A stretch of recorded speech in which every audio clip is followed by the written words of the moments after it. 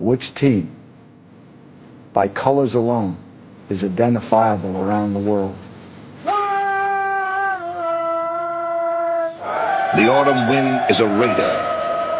Which team, by slogan, commitment to excellence? Pillaging just for fun. Just win, baby. He'll knock you round, All those things then upside down, are the Raiders. and laugh when he's conquered and won. When you have great coaches, then after you have great coaches, you get great players. You have a great organization, and you tell them one thing: just win.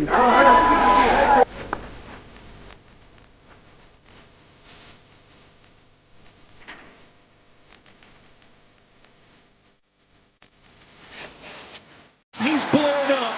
Raiders!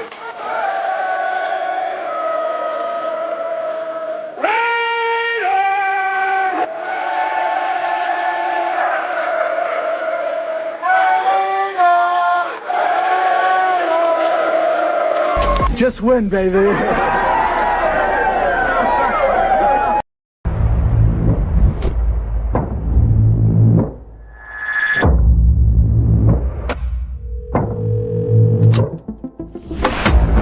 Greatest offseason for a single team in NFL history. Not only have the number one overall pick, they have taken every single round of the draft. Welcome to the dark side, my friend. Let's go, baby. Raiders select Ashton Jenkins. Houston, get on! Bowers made the catch! Running, there, reach the 5! Touchdown!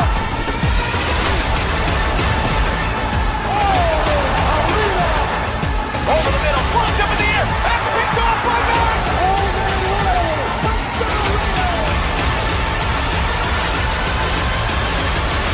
The greatness of the Raiders is in its future.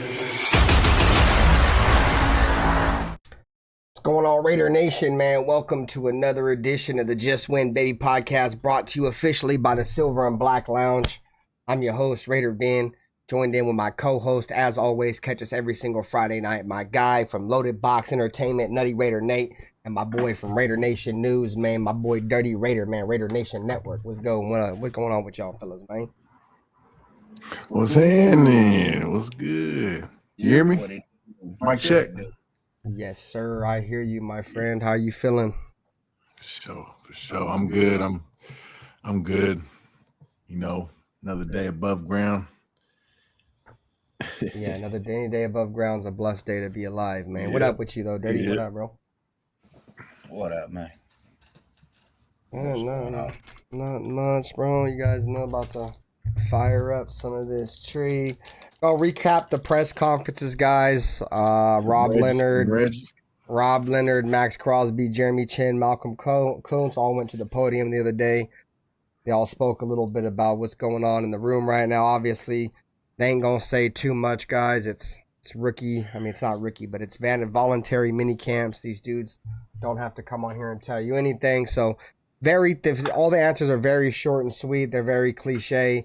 There's a couple things I did want to take away from what Maxx Crosby said, which you guys probably already knew, but Venter was going to go ahead and dissect what Maxx Crosby said. You know what I'm saying? But outside of that, I think mini camps start next week. So mandatory mini camps. So camp where guys have to be there. Obviously coming into this week, it was good because we had Teron Johnson finally show up to camp. That means a lot for, the Raiders and the camaraderie and the chemistry going forward with the defense. But yeah, man, everybody should be there next week, and it'll be the beginning of, a new Raiders defense that a lot of people are saying could be, one of the better Raider defenses we see in a while, just based off talent. Just based off talent alone, let me ask you guys this question. Do you guys think this might be one of the better defense that the Raiders could potentially have seen in, the last decade or so? I mean, it's not saying much, but talent's there. It's not saying much, but yeah, I that's my hope. That's my hope. Is that this is one of the best defenses we had in a very long time, actually. I would say I'm hoping that this is the best defense we've had in like 30 years, bro. 30 years, man. That's even better than the early 2000s Raider defense. Raiders had a damn good defense in the early 2000s, bro. Stuart Schweigert was a part of a pretty good defense as well. Shout out to Stu. I ain't seen Stu in forever. If he was really about it, and if he was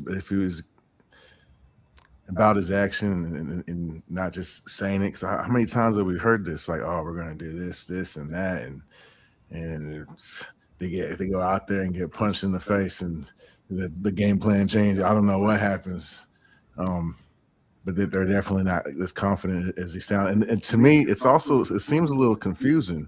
It's a little concerning because it sounds like they got to know a lot of fucking shit at any given time. So I hope it works. We got the linebackers to fly around and do it. Let's hope they stay healthy. And I hear Quay Walker's out there being a dog, so that's good to hear.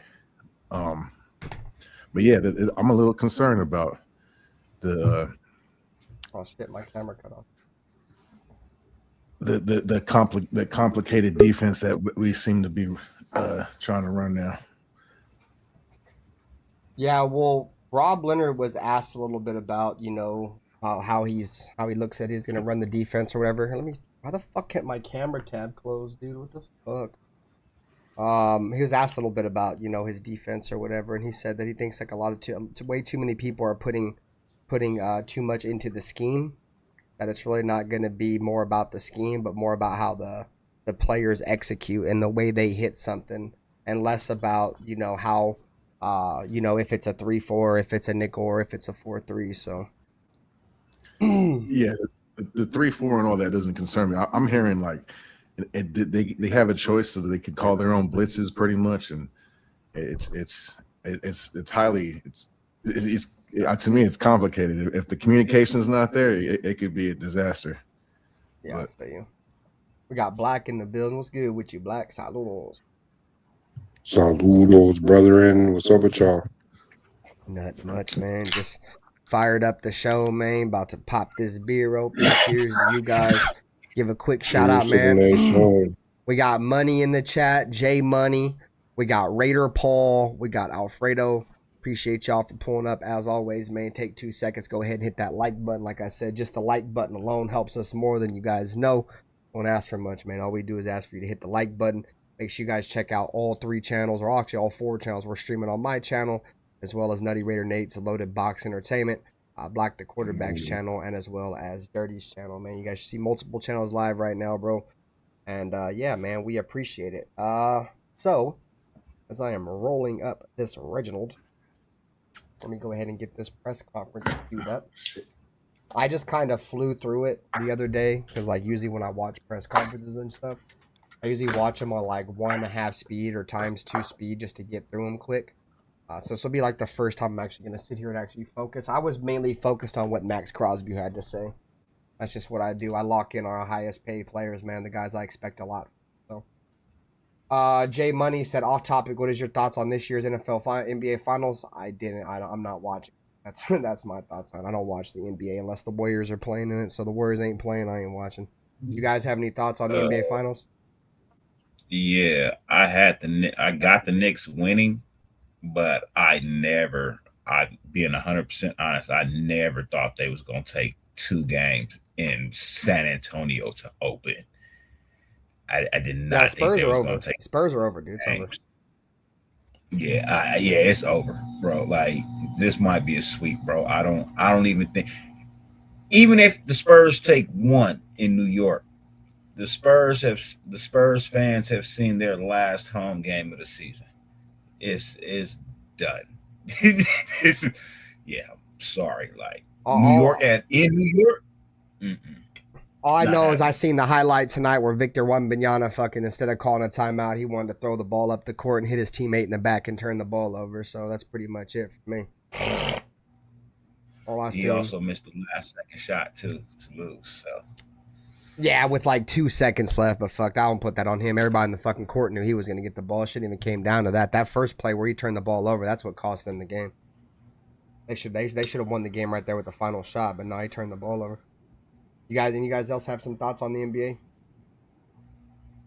I know Black. You watch We that know shit. the Warriors are going to be in the championship again. You said what was that?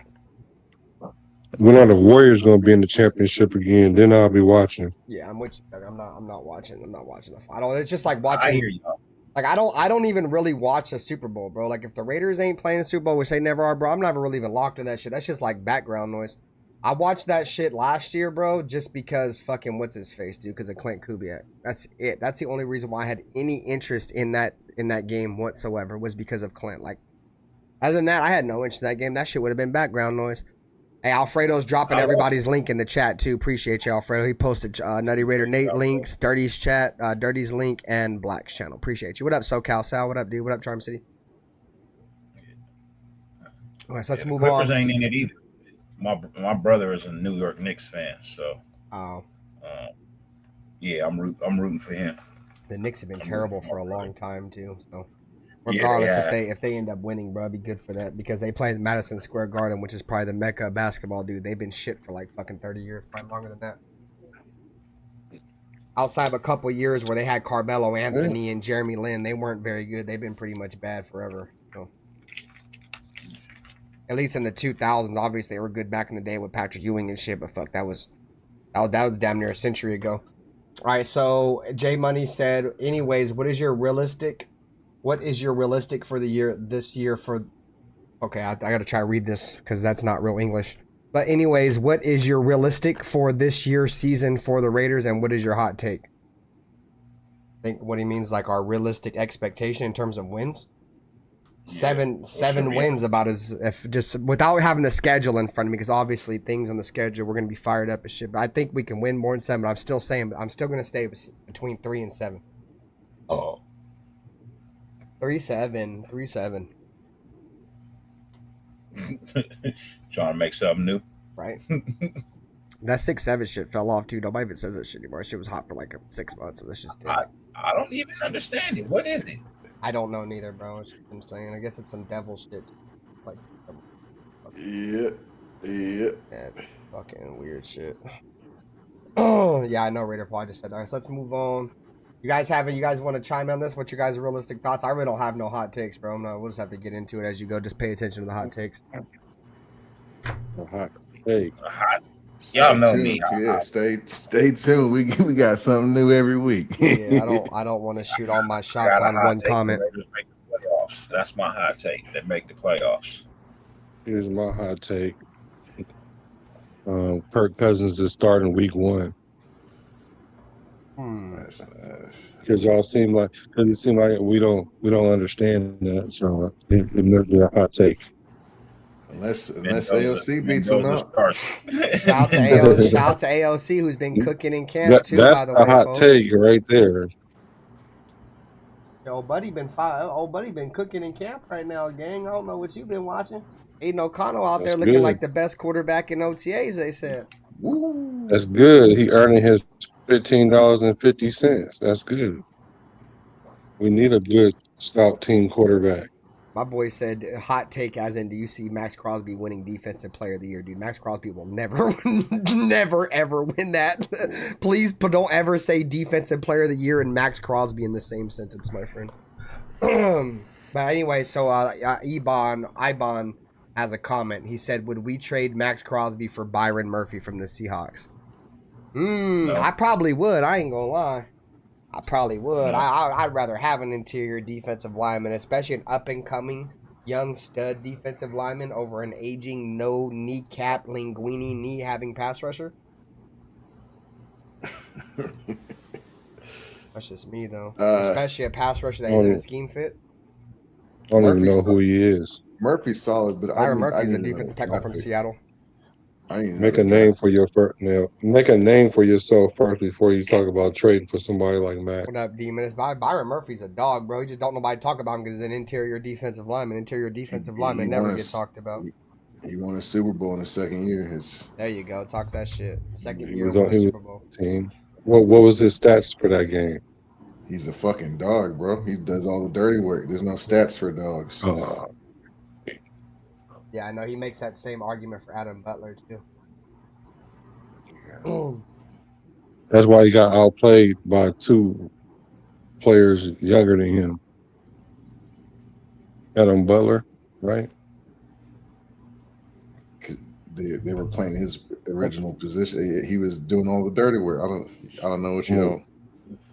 I'm gonna watch Byron Murphy this year. Yep. He's like a thicker Aaron Donald. Not as fast either. Just way slower, but he's like He looks like a big kid. Dang. He only 23. Yeah. Yeah, he's a dog, bro. 2 years. He had 7 sacks last year. He's a That's beast. a lot. He's active. Strong as shit. He had 7 sacks along the lines of a front defensive line that was fucking ranked like number 2 in the NFL. Oh, he was a rookie last year. No, but still that defensive No, line. I'm asking. No, I'm asking. I'm not making a point. No, last year was his second year. Going into year 3. Yeah, second year. So he went from a half a sack to 7 sacks. Oh. Okay. But my answer still is no. I'm gonna watch him though. Yeah, I need a draft pick with that either next year or something high this year. Yeah. All right, so let's bring this press conference. Do you see the Raiders making any moves this season, and who is it? You have to tune into some other shows, J Money. Right now, really don't know. While Ben gets these clips together. Yeah, I couldn't tell you, bro. Right now, I think the Raiders are fine with what they got, and they're willing to just go ahead and do that. If they do anything, it would be trade. It will probably be trading Aiden O'Connell for something worthy. Dude. 6th round. I'm glad you said it because I sure was about to say it. He's gonna get traded for a 6th rounder, which would be good. What we get for Geno Smith? A 5th round. Oh yeah, that's about right. I think if you let AOC play the preseason and he does well, you could probably garner. It was not a 5th round. Was it 6th? You could probably garner. It was a 5th or a 6th, bro. It wasn't worse than we traded for like a 6th round pick, I think. It might have been a 7th. It might have been a 7th. I was surprised we even got us. Well, I don't know. Look it up. No way it was a 5th. Hell no, I don't think Aaron Donald was coming out of retirement. Yeah, it was a 6th. Yeah. So we're exchanging our 228th pick for 208. So it's pretty much. All right, skip that. What up, Leke? What's up, chat? Don't want no ads, no free ads, free advertising on my channel. Go for yourself.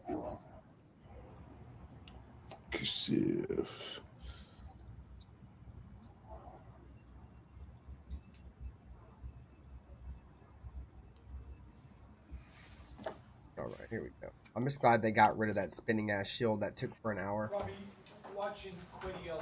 I got something. Couple different guys, but take. You got what? I was just say, you guys heard about Dante Thornton Jr.?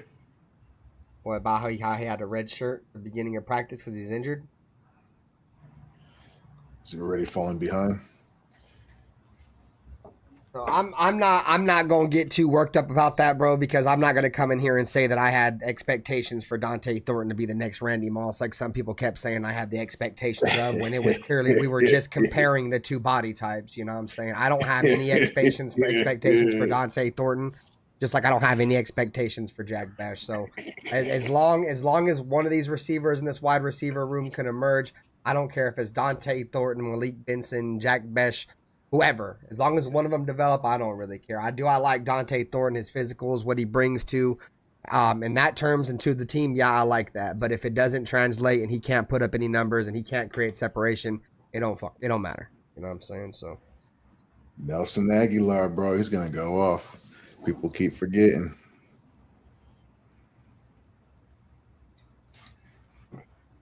Anybody else have any thoughts on that before I get back to this press conference? No, let's get to the press conference. Oh, Dante Dorton. I love you though, Nate. Shit. All right, so let's move on to the press conference, man. Time teaching some things. How much does it help you? Robbie, watching Quiddy out there today teaching, and a couple of different guys, but taking his time teaching some things. How much does it help you the way these veterans have bought into this new staff and new jobs for people? Always, you know. I say all the time, I've learned the most from players, you know, and when they take control of that, like, that's where the details get taught, what things look like in reality, you know, outside of a playbook, and that's what you want to see. I mean, it makes you feel good, to be honest with you. So far in practices, when you're walking around, guiding players, what's the biggest, what's the biggest noticeable change you've had to make from going from a defensive line coach to now overseeing the whole operation? Feeling like not having anywhere to go during individual has been different. I feel like I should be bouncing around, but that's just my personality. But I love it. Like, I love going with the DBs. I go with the D-line during special teams, just making sure everybody's on the same page. I love hearing, like, the coach's coach. And, you know, like, and if you hear something different, you're like, okay, well, we got the safeties and linebackers on the same page on this, and just observing and jumping in when needed. I'm a higher energy guy out there, as you can tell. Just, you know, I need to run routes, and I want the coaches coaching, you know what I mean? So I like to hear them. It makes me feel confident that we're on the same page when we're all talking the same. Coach, what's the one thing I do like about Rob Leonard is I do like the fact that he does spend a lot of time with the entire defense. He's a defensive line guy. I had heard this last year, bro, when we were playing that. Rob Leonard didn't only just include himself with the defensive lineman, like, yeah, he was their coach, but he got involved with the entire defensive group. And you're hearing it come out of his mouth now. Like, I like that. That's why I feel like maybe the writing was on the wall last year, that he was probably going to get more involved in a heavier role with the defense, especially being the defensive coordinator. But one thing I do like about him, bro, is that, and he's just fiery, bro. And you can tell by the way he looks, like, he's going to bring a little bit of swagger to that defense. You know what I'm saying? Like, that's one thing I think you just get naturally with these younger coaches. But I think there's something about this, bro, like the way he addresses himself, bro, or he addresses the media, bro. He just has a little bit of swagger to him.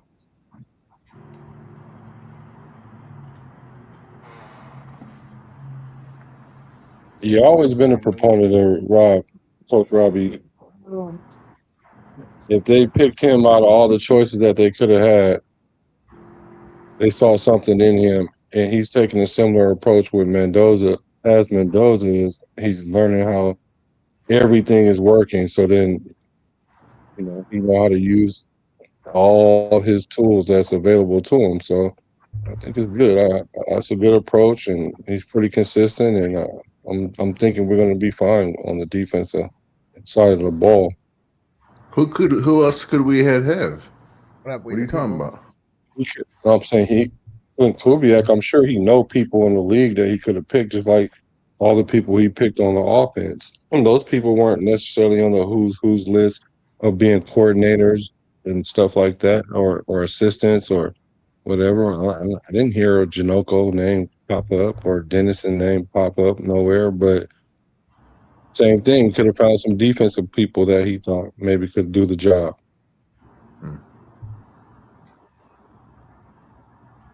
I don't. We'll see. We'll see. He bounced around all over the league. Nobody kept him. It's just we found him, and all of a sudden he's a diamond in the rough. So I hope it works out. I don't think he was the only person that interviewed for the defensive coordinator position, though. He's just the one that knocked it out the park. You know, so. You know, you don't think they were trying to hold on to Patrick Graham? You know I mean? No. I think no. I'm just saying, like, there was other people that came into the building. It's just he was the one who wowed them. He was the one who was able to sell them the car. You know, you go to a used car lot, you know, you're gonna have 10, 15 people try to sell you a car. Who's the best salesman?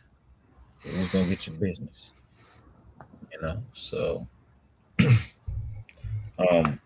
he earn his spot? Yeah, he's been here. You know, this is what we call homegrown talent. when you elevate people from one position, give them a chance to prove that, you know what I mean, right or wrong. So my needle hasn't moved on it. I'm still in the middle. I got to see what he does. I got to see how this defense looks. You know what I mean? If he deserves praise, I'll give it to him. If he deserves to be ridiculed, I'll do that too.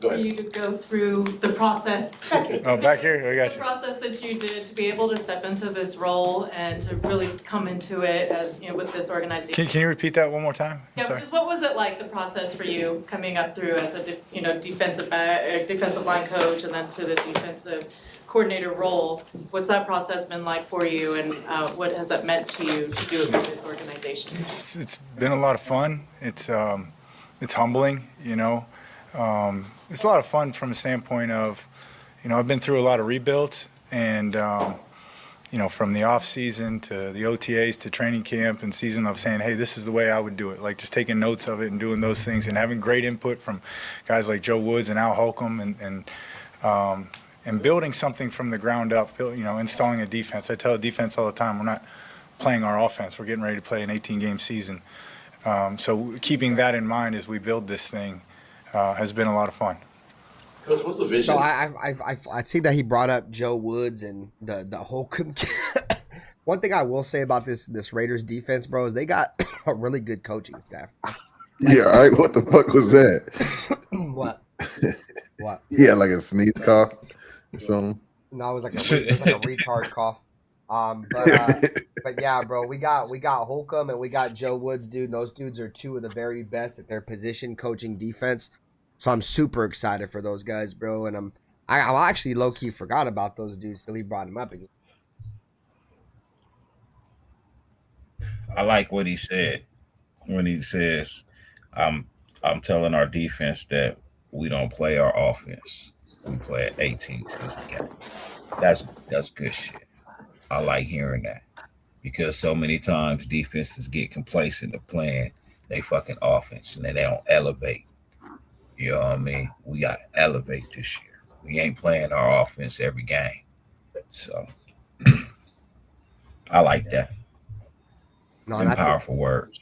Yeah, that's a fact, bro, because that's really what it comes down to, bro. Like, we're not just playing, this quarterback this week or this quarterback that week. We're playing. We're like you said, bro. We're scheduling for the bigger picture, bro. Like what's ahead of us. You feel me? So, with that, for sure. I'm gonna run to get some water. I'll be right back. For the defense, how do you put your thumbprint on this? Style of play, man. I was told I'm going to coach the defense like I coach the D-line. I still do the same things I did. Not going 1 for 1, attacking the ball, effort and pursuit. Like we start there, but that's always got to stick out. You know what I mean? And a product on the field that what it looks like.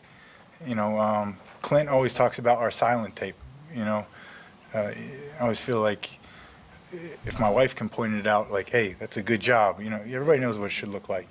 But today the theme was clean operation, great substitution, great communication, aligned with the speed breaks. Like all those little things outside of the scheme are how things come to life. And that's been fun to see. I like that. So I like the statement that Clint Kubiak has brought something into the building called the silent tape, which this is shit that he's keeping an eye on with coaches and players, the shit that isn't schemed up and taught up, little things like how you practice, like how you line up, how fast you get in and out of breaks. Like they're already keeping track of this shit, bro. Like already. And I think that's going to bode well for us, because now we ain't going to be sitting around having these players that are going to come in and try to kick back. You feel me? Like these fools, Kubiak's already keeping tabs on people, what they're doing in like the littlest things, bro. Like he likes to call silent film already, bro. And I think that's smart as fuck. I like that a lot. Got over here in the chat. Alfredo said, yeah, unlike Patrick Graham, this dude, he's talking about Rob Leonard's a lot more fired.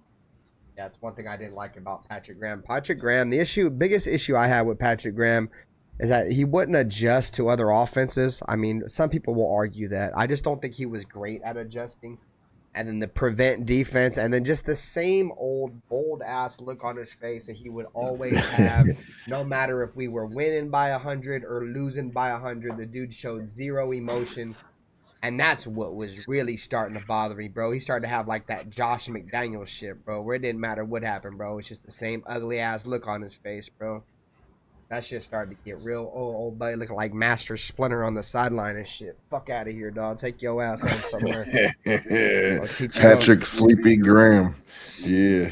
Go teach the Teenage Mutant Ninja Turtles. Fuck off my defense. Oh. No, but you're right. The sleepy shit. Boy, look, he's falling asleep and shit. Yeah. Like, bro, you bored? Like, if you're bored, you don't Uh-huh. have to be here, gang. Like, you can, but I mean, I guess the Raiders are going to pay you to sit here and sleep on the sideline. I would sleep on the sideline too. Jay Money said, do you see the Raiders drafting Jeremiah Smith next year? If the Raiders are bad enough, yeah, I think the Raiders will definitely. If the Raiders finish between 3 and 7 wins, I think Jeremiah Smith becomes a real option. If we finish with anything with 8 or more, I don't see him being an option. It's just going to cost too much draft capital to move up to get him. Oh, we got Max of his collateral. We got Max's collateral. We can move up the board. Oh yeah, right. That's a good point. Yeah, if they do decide to move on from him, I honestly think Max is still on that trading block, bro. I think If we have another shitty year like that and we're picking high like that, yeah, he's. Bro, I think After the Myles Garrett trade, I doubt it. I think that he sees that Myles Garrett's only worth 1 first-round pick, dude. So the Raiders probably gonna be like, bro, if Myles Garrett's only worth 1 first-round pick, we're gonna have to wake up and smell the flowers. Maxx Crosby's only worth 1 first-round pick, and they may fuck around. They may fuck around and just trade him for the first. But that's what the pass rushers are going for. Myles Garrett was worth 3 first-round picks plus some. See, that was the thing. Had the Browns not got a player, they would have got 3 first rounds. But they ended up getting a player in exchange. That ate up 2 of them first-round draft picks. I'm gonna grab my Swish real quick. I left it in my car. You guys hold it down for a second. Swisher sweets make me feel fine. All But I got is crumbs. after that trade, no, it's not. I don't see. I think that's the. Yeah, that killed any hopes and aspects of a trade for Maxx Crosby. And anyways, I don't think there was really much of a trade going on after the debacle from Baltimore anyway. Sometimes you just gotta step back, reset, and then try some shit next year. You know what I mean? But you don't push the issue this year. It didn't look good. You know what I mean? It didn't work out well. And yeah, sometimes you just move on and you redesign your offer and resend it the next year. Yeah. I think people have short-term memory, and mid-season, someone's going to be desperate enough and give us a couple firsts. I don't. Depending on how quick Max bounces back, that's another thing I kind of question. So I might agree with you because I don't think Max is going to be full 100%. Like he says he's good to go pretty soon, but I don't think he's going to be like the Max we know. We doing good. We not trading Maxx Crosby, so no, yeah, he's going to stay. But yeah, you're not going to trade. You're not going to trade. You're not going to trade. If we do good. If we do good, I'm with you. Yeah, we keep him. But if we end up picking for a fucking wide receiver next year, like everyone wants, I think we see that's the shit that bothers me, bro. People want us up to pick up a wide receiver, bro. Not me. I don't never pick up a wide receiver. No reason. I want to win yesterday. That's why Nate says he's got to have them 10 wins. Shit. I was promised 10 of them joints last year. I got 3. I need 7 from this year plus an additional 3. Let's see. All right, Coach Max, back into the press. before now, you have that familiarity with him? Yeah. So if he's not out there, you can still work together with him? Yeah, I mean, probably the biggest reason I came here was an opportunity to coach him. So you know, to help. I mean, it's awesome to help him towards some of his goals as well as the defense in this organization. I just think of how much he's given to, you know, and sacrificed to this place to help make something that we're all proud of would be really cool. How involved has he been able to be kind of while he's in this rehab and recovery process? Oh, you know, Max, I mean, if he could be, he's doing everything he can but practice. So meetings, attending walkthroughs, he's out there stretching. He's fully involved.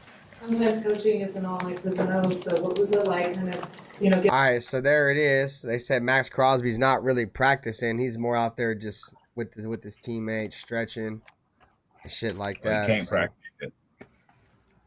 It doesn't look good, bro. You seen him out there stretching. He's like definitely favoring that knee. They say he's going to be ready by training camp, but I don't. The way he was gingerly walking out there and stretching, we'll see. And how hard he plays, we'll see. It's called light work. You just got to go out there and do light work. Nah, but you can see. I think Nate makes a great point, bro. You can see he even in the stretches, bro. Like he is favoring that knee, gang. He is definitely favoring that knee a little bit, bro. That's why I'm saying, like, did the Ravens expose the Raiders in terms of like the Raiders knew he was damaged goods and they knew his shit. He probably wouldn't even play that much this year, and they're like, oh hell nah.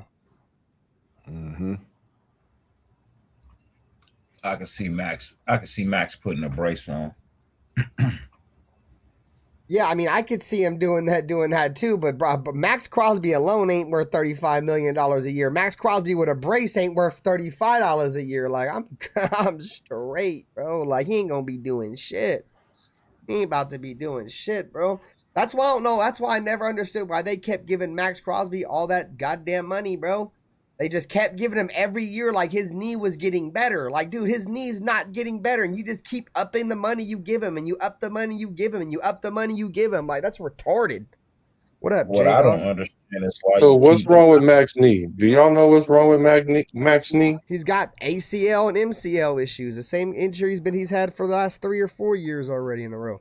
I thought it was his meniscus or something. Yeah, something like that.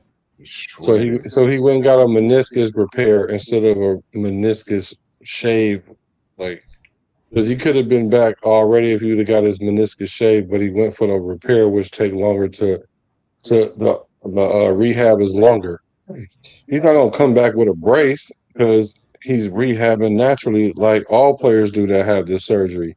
And once this surgery is done, it's not like he's Jamal McCoy or somebody. He's only 28 and he's going through a pretty simple, not simple, but pretty common procedure that these players go through. So I don't see him like it's just not being any good after 2 more years or something. It's just it's not just that procedure though, Black. He's had like the same procedure done on both knees multiple times. Like it's not like this is the first procedure. It's like he's had multiple surgeries on the same knees multiple times. That motherfucker ain't about to just keep holding up, bro. That's just my opinion. I mean, obviously it's not. He's getting to where he's getting to like week 13, week 12, and it's just giving up. So what I don't understand is why they kept allowing him to take cortisone shots and going out there playing on the bad knee. It's terrible for you. Oh, just put a shot in it. I'll go play. No, man. Y'all ain't never seen any given Sunday? Come on, Doc. Come on, Doc. It's just one game. That's why they say, bro, sometimes you have to save the player from themselves, dude. I mean, they were doing that same shit. They were doing the same shit to Josh Jacobs his rookie year. Remember when Khalil Mack jumped on his back and fucked Josh Jacobs' shoulder up his rookie year? And fucking they were giving Josh Jacobs a shot before every single game until his shoulder was literally nothing there. After I remember there was the game, forget what game it was. No, I forget what game it was, but he was playing and he had to sit out. It was a game, I think it was against the Titans or something with Derrick Henry or something like that. But he was like crying on the sideline. Max had 2 surgeries on his left knee. One was in 23, So they cleaned up. They was trying to clean up his knee, which is pretty typical, right? You clean up because you don't want to go for the repair or something major, because then he'll be out for a year. So he kicked it down the road, and now he's at the point where he went and got it totally done. He got his knee all the way repaired, and so now what's stopping him from playing at an elite level with less injury involved? Because he's just got his knee repaired. I'm just saying, where's the risk in his health? Where's that at? The Raiders don't even. Should have just did it all in the one first shot. Are you on Medi-Cal? Then y'all would have been talking about Max's injury prone. No, then he wouldn't be going through 2 surgeries if he had just did There's some of that, the but full it's just, repair in the first in my one versus opinion, a cleanup. I think it takes You know what I some. mean? He probably wouldn't even be back I in play this for the Raiders, situation. so it takes No, somebody he from the was Raiders working for a organization contract push and that, everything. Players do this all the time. to make that Like seem like that's a big deal from their elect to get the perspective. more major surgery But the Raiders don't later even because of push me as contract far as the all-time sack situation. leader. Oh I was no, over there for the wanting to play. What? What's that? How many sacks did he go out there and get? You're using hindsight. You're using hindsight though. But I'm just saying, at the time where his knee could have went for a whole repair, probably. I don't know. I think they might have found it while they were doing the other cleanup stuff. And he was like, you don't have to get it done now, but you can get it done next year or in a couple of years, whatever. And that's what he did. I don't think 2 knee surgeries not like this is that significant. I do. It's not like they're saying it's degenerative, or they're not saying that.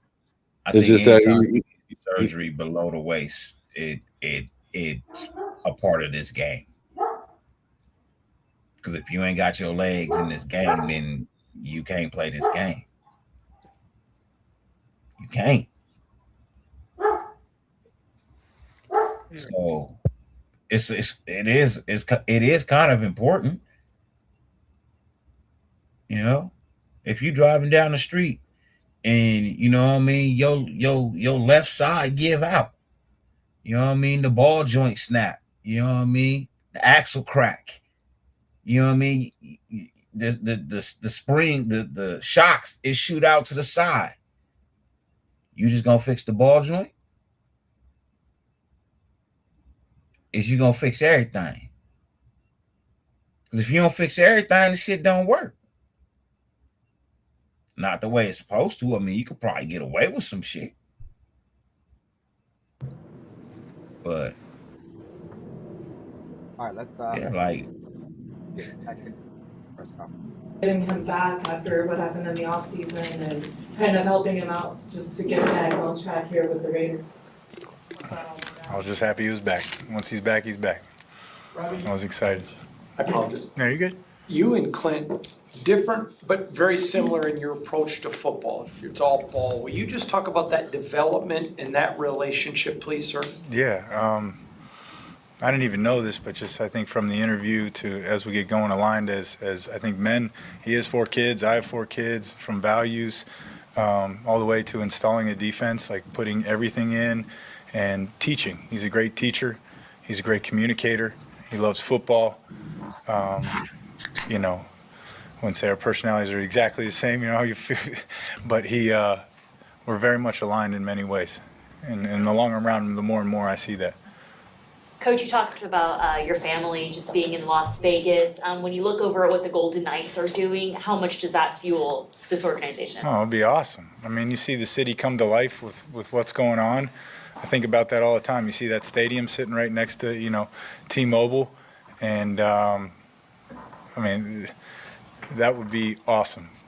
That'd be great. It's great. Well, the only way the Raiders are ever going to sell at a stadium like that is if they start winning. The only reason why that WNBA team and that hockey team in Vegas was really able to sell out from the rip, not only were they winning off rip, but it was almost a certain because they were a homegrown team. Like, they weren't some fucking transplant, fucking stepchild, fucking abandoned foster care fucking team like the Raiders or the fucking Oakland A's. You know what I'm saying? Like, that was their team. You feel me? That's like how the Raiders were Oakland. know what I'm saying? So of course they were gonna ride there for Jolie. But if the Raiders can win some fucking games, you think there's a bunch of fucking fans of that hockey game and at that WNBA game? Shit, there's 20 times that in terms of Raider fans, but they just ain't gonna go until they start winning. Just ain't gonna happen. Example. Trying to build something from the ground up, and like how you're being able to build something that you want to build here.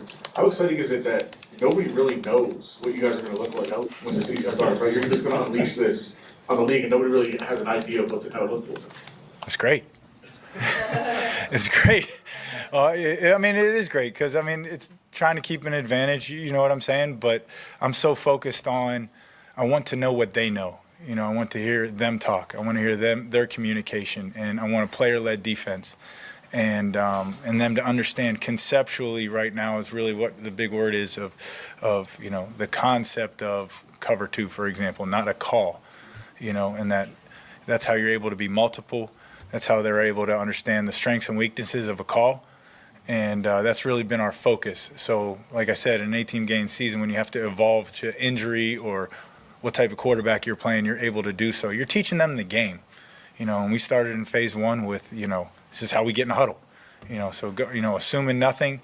And I enjoy that. I'm a teacher at heart, and all the guys I've hired, you know, are great teachers. You know, Ron L. Williams is a great, phenomenal linebacker coach. Matt Robinson, I already told you about Joe and Al, and then Travis Smith.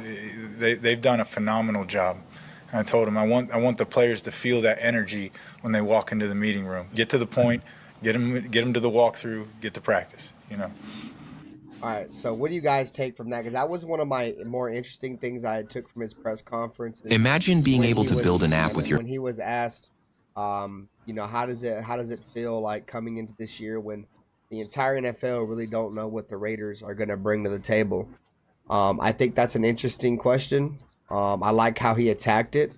They're not really trying to teach the plays, but they're trying to teach the players the concept, which is, you know, well, this is where I'm supposed to align at, and if I'm not here, this is what can happen to the defense, or vice versa. You feel me? This is where my teammate's supposed to be, and if he ain't there, that's going to be our weakness. I think that is the best way to teach, instead of trying to teach somebody, this is how I want you to play my cover two play. What's your guys' thoughts?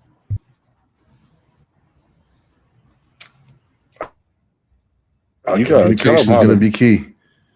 It's What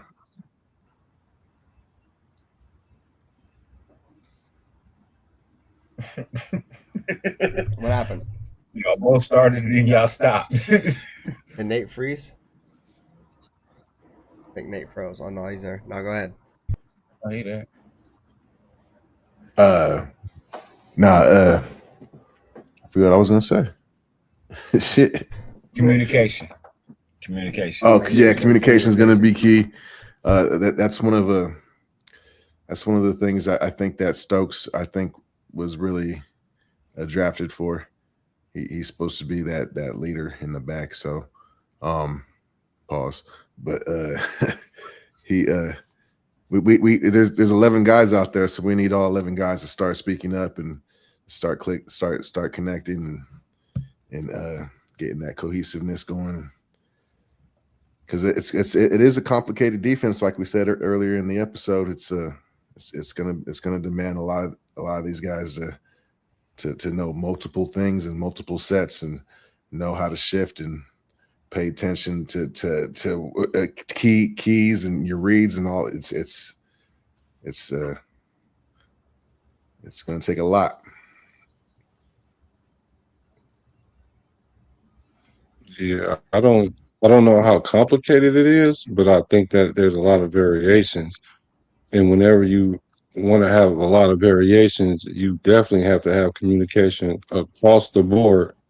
Because if he's giving them the freedom to elect blitzes and things like that, you have to have someone cover a spot that you just came from, and that can only happen through, you know, playing with each other and knowing, playing with each other on the field, and you know, being able to, you know, signal or whatever, kind of like how Stoops was saying, him and Johnson were, like they could just look at each other and they knew what was going on, and that's an added plus. I think playing fast and making mistakes is cool. I'm glad that he's giving them that leverage to do that. You know, just trust your eyes, and if that's what you thought, go with it, because that could be corrected. Because with film study and just making the same mistake multiple times will bring you some kind of experience to know what you should and shouldn't do. So he giving them the confidence to do what they need to do, and I like it. So if you're gonna make a mistake, make it at 100 miles an hour.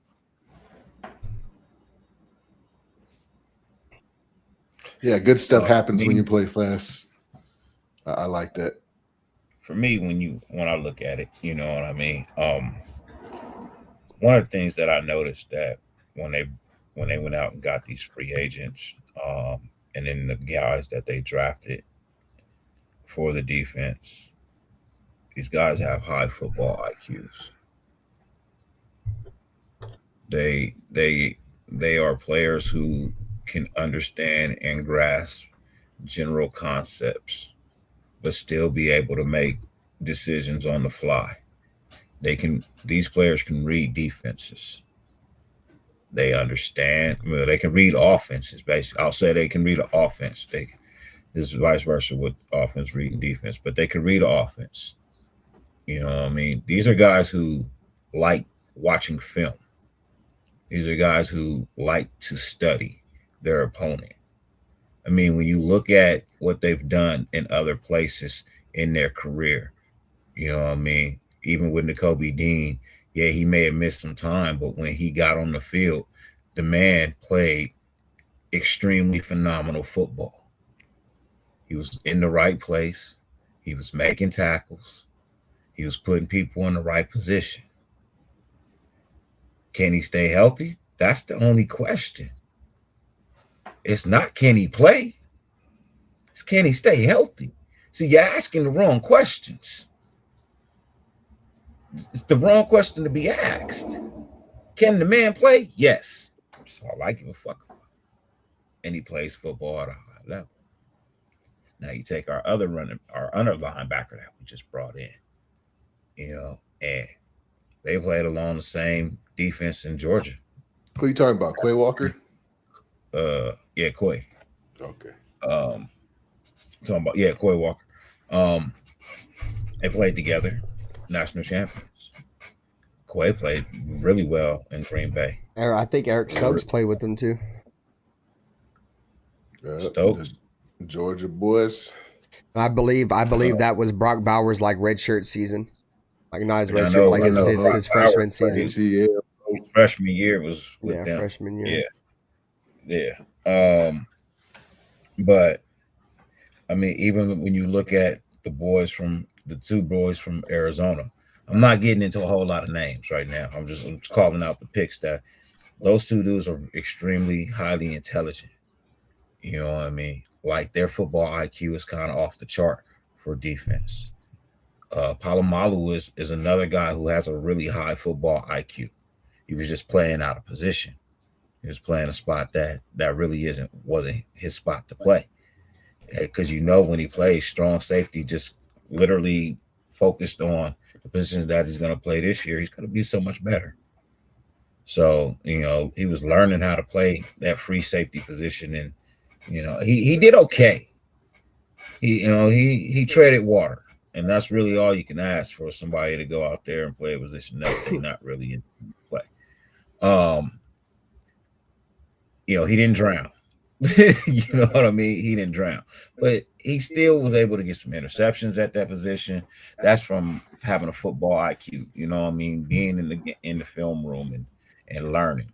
So I don't have a problem with having a light playbook. That's basically all you really telling me. We about to go out here and play a little mixture of football that y'all ain't really seen before. You know what I mean? Like we gonna let them play what they know best. You know what I mean? With some structure. That's all that is. We gonna let them play what they know best with some structure. Yeah, it seems like they're just gonna try to dumb it down Like we're gonna call cover 2. You feel me? You just run it the way you know how to run a cover 2. You feel me? Understand where you're supposed to be at, where your teammate's gonna be at. Don't worry about us. You feel me? Wanting you to run it a certain way. You just run the way it's coached, the way it's schemed. So, like I said, one thing you said too is that with the Raiders defense got smarter, dude. They got a hell of a lot faster too, bro. Like our defense is so fast. Like we got so many people on our defense that can truly run now. We got linebackers that can run. All the corners that we brought in are all like 4-3 guys on top of Darian Porter, regardless of, some people think that he might not be or he may develop, whatever. I still think he probably has a future with the Raiders, but he ran 4-3, so the Raiders are extremely fast. Jeremy Chinn was a sub 4-4 guy. You know what I'm saying? Palomal's a 4-3 guy. Both those kids we brought in from Arizona are both 4-3 guys. Like, dude, we got so much faster. And that was one thing I had taken away from the draft when we did the draft, is that the Raiders drafted a lot of guys that had high RAS scores, which RAS stands for relative athletic score. Just how athletic are you? The strongest, the fastest. And like a lot of the players that the Raiders drafted, dude, were like super high on the RAS score, like just pure athletes. And I don't think there's anything against drafting more guys that are more athletes that can be coached, as long as you have coaches that know how to coach and teach. And I think that's probably what the Raiders feel like Spytek has and Kubiak and the squad that he has with them, is that these guys are going to be great teachers, and they can go out there and they can get some guys that can burn a little bit, that can get taught the X's and O's once they get to the league. So, at the end of the day, certain things, are just God-given traits. You feel me? And these big guys that are extremely fast and strong, those guys, they got given a trait that can't really be taught, and the Raiders definitely capitalize on that. Because if you look at the draft picks that we drafted, dude, like almost every single one of those guys had like an extremely high RAS score, like 9 plus, with the measuring stick being 1 through 10. Like we drafted so many guys that were 9 plus RAS score guys. So we got a comment right here by Capio Capoletti. He says, do you guys think Shedrick Jackson makes the team again? I think he can be a solid player if given the opportunity. Shedrick Jackson, I believe that's the nephew of Bo Jackson. I think he can make the team. I think that entire wide receiver room is up for grabs, bro. I don't think there's anybody outside of, Naylor and Trey Tucker that are probably the sure things. I think all those other receivers all have something to prove, bro. I still think Tucker and Naylor do, but I think that wide receiver room in general is one of the most wide open rooms we have on our team. At least in my opinion. If he's given the opportunity, he needs to make the best of it. It's the only way you make the team. I don't care who nephew you are. It don't matter to me. If they give him the opportunity and he proves worthy of being on the team, then so be it. But if he does not, and he fumbles the opportunity, well, he fumbled his spot. DTJ, I think could be on his way out, and I think that Jackson could open up a spot for Jackson. You said who could be on their way out? Sorry. DTJ, Donald Trump Jr. Dante Thornton Jr. Donald Trump Jr. Donald Trump Jr. I think we can stick him with AOC, and then we can get that 6th round pick. Damn, bro. AOC for a 6th round pick would be tough. That'd be a gut punch. With Cedric Jackson? Yeah, just throw him in there. Wow. All right, yeah, I'm done talking. Let's get back into the press conference. Wrap this Rob Leonard shit up. A guy in the secondary can play on multiple spots on the field. How important is it to have that flexibility which you got with those guys in the DB room? It's always important. It's a matchup league, it's a matchup league. You can't out-scheme people all day, and that's really important. But at the same time, you have to be careful with progression of bringing players along. Of, you think they can handle 1 or 2 spots. Well, maybe we just, start them off with 1 spot. With the vision to build that way. So you need to know this, and then maybe down the road. And that's a case-by-case scenario, based on the player. But those being multiple is important. Rob, you just talked about a player-led defense, but clearly we don't have pads on. But when you watch Quay You see some spills in him, just his communicative skills, the way he's moving guys around. Do you see some of that early with Quay, a little bit of splaying? Yeah, I see Quay, he's an avatar out there. You know what I mean? Like, he's a guy that looks like an outside linebacker that can play off the ball, play on the ball. He blitz. He's communicatively. Yeah, he's a leader. Him and N'Kobe have been great, and you can definitely feel his presence. Businesses and small. A couple of your assistants yesterday, and they mentioned that one theme. So I did want to pause it right there because I want to talk a little bit about what's your guys' thoughts on the early standouts performances of Quay Walker. They're saying he's looking really good out there, running with the ones as the green dot of the defense. How we feeling so far early on? What up, Realize? What up, man? Without Dean there, yeah, I like that he could take over, especially knowing that what we know about Dean, he might not last the whole season, so we need another capable guy already taking that leadership spot. So I'm all about it. It's good. I like Quay Walker. I like he's kind of a what do you call him, an avatar in a way, but more of like a unicorn, I guess. He can play all the positions. Yeah.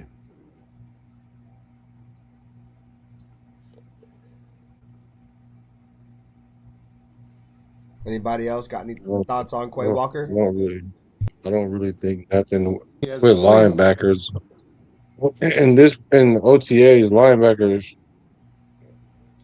I don't see the value in linebackers until it's time to hit. I thought they would have been more active. Because you gotta see if they can tackle. That's so flying around the field, doing all that. That's cool. I could dig it, like whatever, But I really not going linebackers on Sunday. What up, Brulis? Because they tackle in practice. The NFL don't like that. Well, even if they go, whatever they go, because they tackle sometime, but they don't tackle in camp. But whatever it is.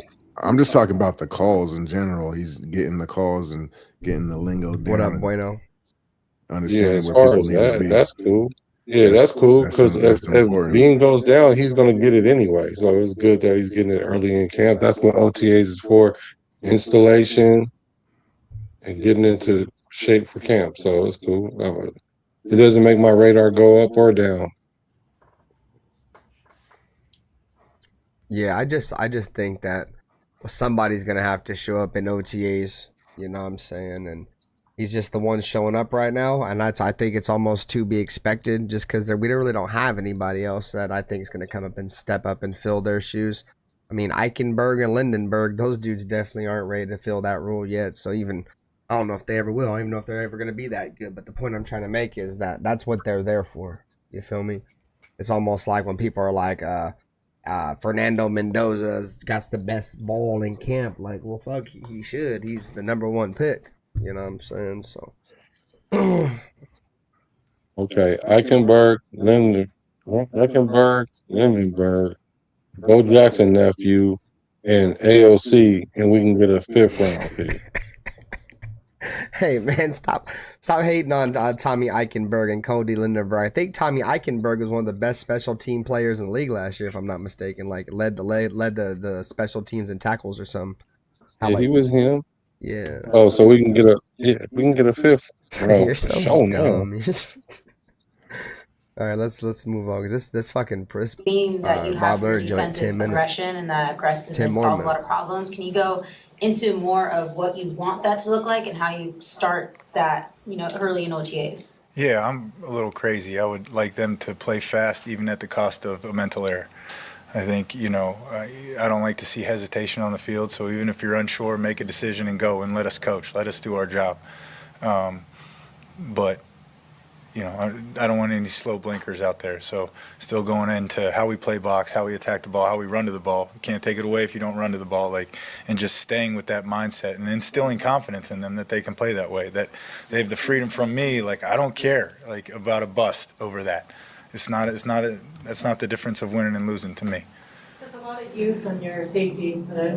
So there you go. He was talk a little bit there that, you feel me, he don't want players out there doing too much thinking. He just wants them to go.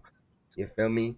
He said, just let y'all go. If y'all blow a coverage, that's on us. We'll coach it up just so you guys won't do it next time type shit. And then he's also saying that he's like, I don't think games can be won or lost by a blown coverage or some shit like that. Now that's cap. And now that is definitely cap. That's cap. I don't think he meant it like that. Yeah, I don't think he meant it like that. He better not, because that is cap. Bro, the way he said that, I have to rewind a little bit, because he said that shit. He might have answered that too fast, man. Yeah, here, let me hear it again, what he said. Staying with that mindset and instilling confidence in them that they can play that way, that they have the freedom from me. Like, I don't care about a bust over that. That's not the difference of winning and losing to me. So he said, I don't care about a busted play. That doesn't mean the difference in winning or losing. Fuck that. Fuck it. Don't. well, he started off the comment by saying he a little crazy, though. So you got to give him a little bit of leverage there. He just basically saying, go ahead and play fast. And then, you know what I'm saying, it is what it is. Now, one thing, the positive about that, of having that mindset, is what you will eliminate is people yelling at each other, being in the wrong place at the wrong time on the sidelines. You know what I'm saying? Because you like, man, you should have been here, and we coached it, we played it up this way, and it ain't gonna be too much of that. It's gonna be like, man, I thought it was this, and then it's gonna be more of a teaching thing from player to player, like they're doing in camps. No, next time you feel like that, do that and let me know so I can loop back around and I got your back. You know, so. I think that's pretty cool, because it sets a culture and some confidence early with the defense that's unknown, a total unknown. Bullshit. Yo, y'all, I realize we're running 3-4, but that's just base. We probably won't be in a ton of 3-4 base defense. It all depends on when that busted play happens. That's what I'm trying to say. You know what I mean? It is the difference between winning or losing. It all matters when that busted play happens. If it's fourth quarter with 30 seconds to go, you know what I mean, and they need 40 yards to get in the field goal range, and we end up giving a busted fucking play and they get 60 yards, you know what I mean? Yeah, that matters. That part. It matters.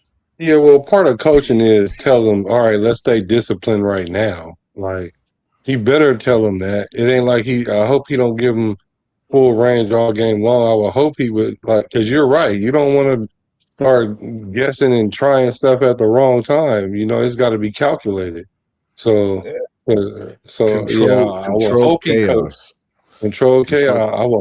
I will hope you're right there. You're like, I hope he would coach it up and tell him, like, look, let's be disciplined right here. Let's stay in this situation, because all they need is this, and let's just keep them in front of us type deal. A busted play in the second quarter is fine. A busted play in the fourth quarter is not. Exactly. Hey, but We the People makes a great comment. That's a fact. He said pretty much what he means it as, that the game shouldn't come down to.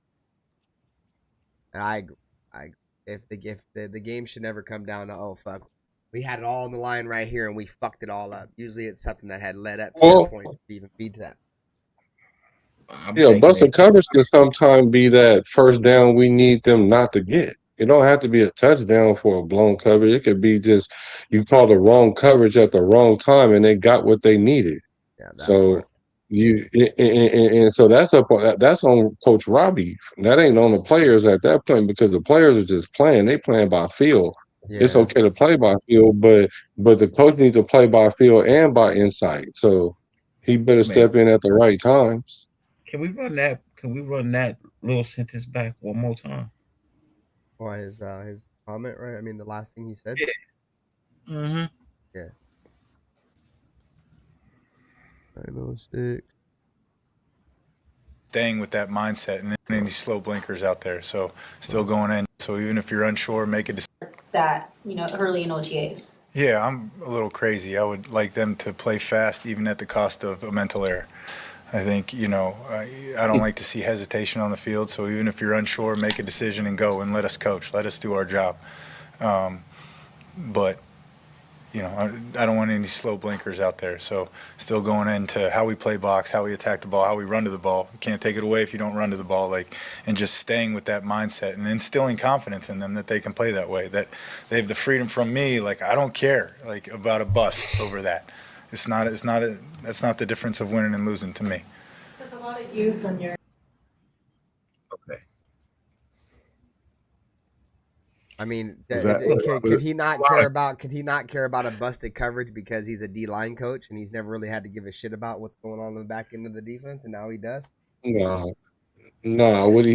Essentially what he just basically, because if you out there thinking too much, you're gonna give it up. So he rather them, if you have to pick between the two, I would pick for them just play fast, because let them coach, like he said, let them coach. Because if y'all out there consistent with what y'all doing, I understand the DNA of y'all. So I'll tell y'all, hey, look, I'm gonna need you not to blitz this time or whatever.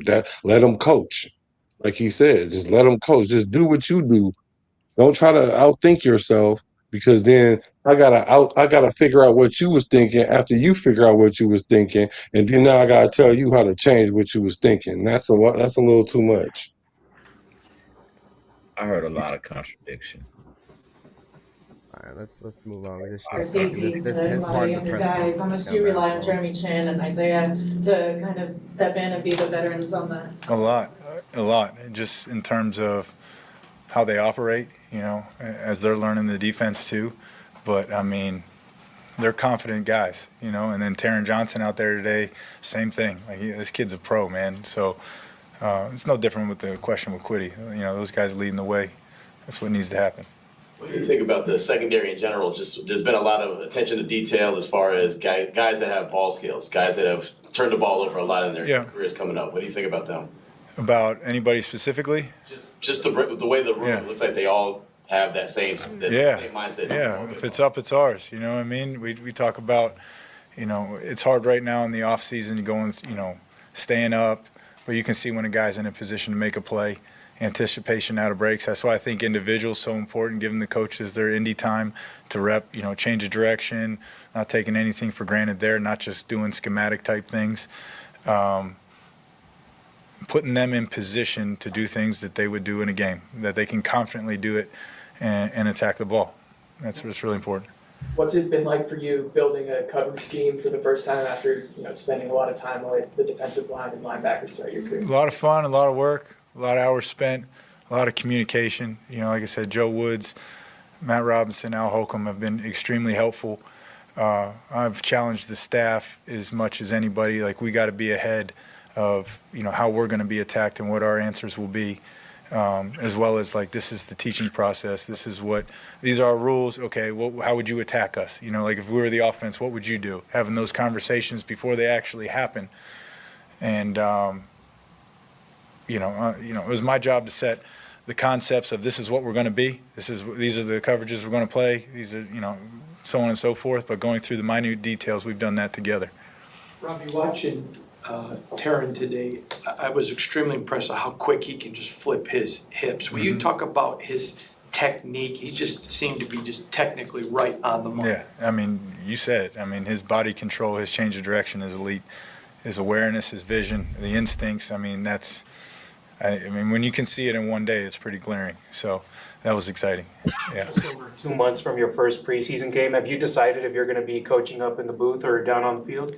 Not officially. I got to talk to Clint about that. Do you have a preference? So I want to pause. I'll wait to to talk ask to you guys. Clint. Do you guys think that's a big deal? If he's coaching on the field or in the booth, do you guys put a lot into that? Yeah, you got to be on the field, bro. You got to get it it's night and day. I mean, you have an advantage from that point of view up there, but you got other coaches for that. But I think the main play caller or defensive guys got to have a feel and got to be able to look at his players' eyes and see what they see or communicate. It's just way better for the flow of the game, in my opinion. You get to be more up and close with your teammates and shit, more personal. You feel me? Type shit. I mean, I hear you. I definitely, if I was a coach, I wouldn't want to be up in the booth. I'd be down there trying to be part of the vibe. and you make a good play, you win the game, you want to be down there celebrating. It's Well, mandatory. it depends if you want to be a cheerleader or if you want to be an eye in the sky. Like what Damn, he it called depends on on. the field coaches cheerleaders though. That's Gang. exactly what it is. If you want to be able to cheerlead your defense on and give them all the rah you going up and down the sideline because you want to keep the energy and intensity, that's cool. That's a good thing. But what I do know is when you're looking at players on the field at field level, there's no way that you're going to be able to see what their defense is doing. And sure, you got other people telling you, but that takes time. And so that it all depends on how you feel, how he feels about it, because it sounds like he wants to do one thing and Coach Klub want him to do something else. So I don't know which one is which, but I personally I would love to be on the field with the players, but ideally though as a D coordinator, yeah, I need to be up there so I can see what all these players are doing, and not rely on secondhand information. Oh, he's the scapegoat for sure. When all this shit, if all this shit goes to shit, he's yeah. They're gonna Yeah, because then look at Kubiak him. could be like, I didn't even want him. Y'all won him. Y'all gave him y'all gave him y'all good graces. Y'all rooted, y'all vouched for him. He's gone, and Max is like, I want to trade again. Yeah, he for sure gonna be gone then. That's a fact. No, No, I I'm mean, with you. I'm there's with you though. benefits from being on the field besides cheerleading. I'd rather I be didn't up say in he the was booth. only a cheerleader, bro. I said if you want to. I'd prefer my coach to be in the booth. I ain't gonna lie. That's just me though. No, I gave other examples other than cheerleading as well, but yeah, no, I'm saying there's more benefits to being on the sideline than just And cheering. nowadays they got the tablets. My bad, Dirty. They got the fucking tablets, so it's like not the same, bro. It don't matter. When you call a play, right? When you call a play and you watching it because you called the play for a certain reason, you want to see if it works and also the counters to it, or even let's say, for example, you're trying to set up another play, but you're running this play to set up the play. You're looking at the defense, how they're lined up and what they're doing, and as it develop in real time. Sure, you can go get an iPad, but by the time you get the iPad, if you saw the play in the booth and did the iPad thing, you're already like a half a second ahead because you already knew what you saw when you seen it. You on the field, you're not going to be able to see it like that. You can only watch one or two things at the most on the field. But up in the box, you can look at the coverage, you can look at the D line, and you can follow something. You're making it sound like it's college though, bro. These are professional. They got people with the It's not iPads college. like right there, like right next to them. They get Okay. So access. looking at an iPad is more advantageous than looking at the play in real time when you call the play. It depends on if you want to be on the field or not. If you want to be up the booth, that's his choice. But no, I'm just saying, I like to see my coaches on the field having a feel for the game, and yeah, that's cool. I'm not saying that he shouldn't. I'm saying he should be in the booth. But none of it matters. None of it matters between the if we're not winning. So let's just keep that straight. Yeah, I'm just saying that's the advantage of having it, looking at the play in real time. Like, Eli said he got to be on the field for communication, but if you want to go up in the booth, that's cool. Wait, we the people said Vic Fangio coaches from up in the booth. Vic Fangio does coach from up in the booth. All right, so let's continue with this press conference. Let's see. I think he's going to be on the field though. Yeah, same. Me too. Yeah. Especially with him being a D-line guy, like, you feel me? Like, he's always been like in the trenches and shit. He definitely gonna be on the field. If y'all want my opinion about what I think. All the way back to Cardinal Gibbons and all the way through your career. How much have you thought about when this opportunity actually came and how you would embrace it and run with it? Like, when did you start kind of maybe I don't dreaming? care too much for And that then question. But I didn't like the NFL take place and just there, like that stuff irritates me to have this opportunity. So, and I'm very aware of that. Robbie, you had a few years there where teams contacted the Raiders wanting to talk to you, and the Raiders were like, no thanks, we're not letting him go. Yeah. When you look back at how the Don't care about feel good questions. this, Much respect like to this. you, Rob Leonard, but I really don't care too You much. kind of talked about being multiple with this defense, and obviously there's a huge commotion about switching over to a 3-4 based defense. So with that being said, with the linebackers and the defensive tackles that are being brought in, how important is it to have a deep rotation in those two rooms, especially if you want to be multiple with that base as well? Yeah. Up front, it's always important to be deep, and be able to rotate. Just is. It's not a crazy drastic. For the front guys, they're like, hey, I'm an outside shade, an inside shade, or head up. I'm a 3, a 2, or a shade. I don't think it's for how we teach D-line that it's something drastically different. What's my technique? Who am I striking? And then in terms of 3-4, 4-3, that's just in my mind. Dude, I'm not gonna sit here and say that I know more than the defensive coordinator, but for him to say that it's not different is complete bullshit. Like, it's more than just leverages, bro. It's completely different body types. Like, I don't know, bro. Let me just shut up. I just feel like when He's just talking about schematically. He's just talking about schematically. I hear you. I guess. Let me just shut up. Let's continue. The edge guys, who's dropping, who's rushing. Which is a little bit different, but I don't think the change is as drastic as it may sound, if that makes sense. But it's a change. The change wouldn't be so drastic if you didn't have a player like Maxx Crosby.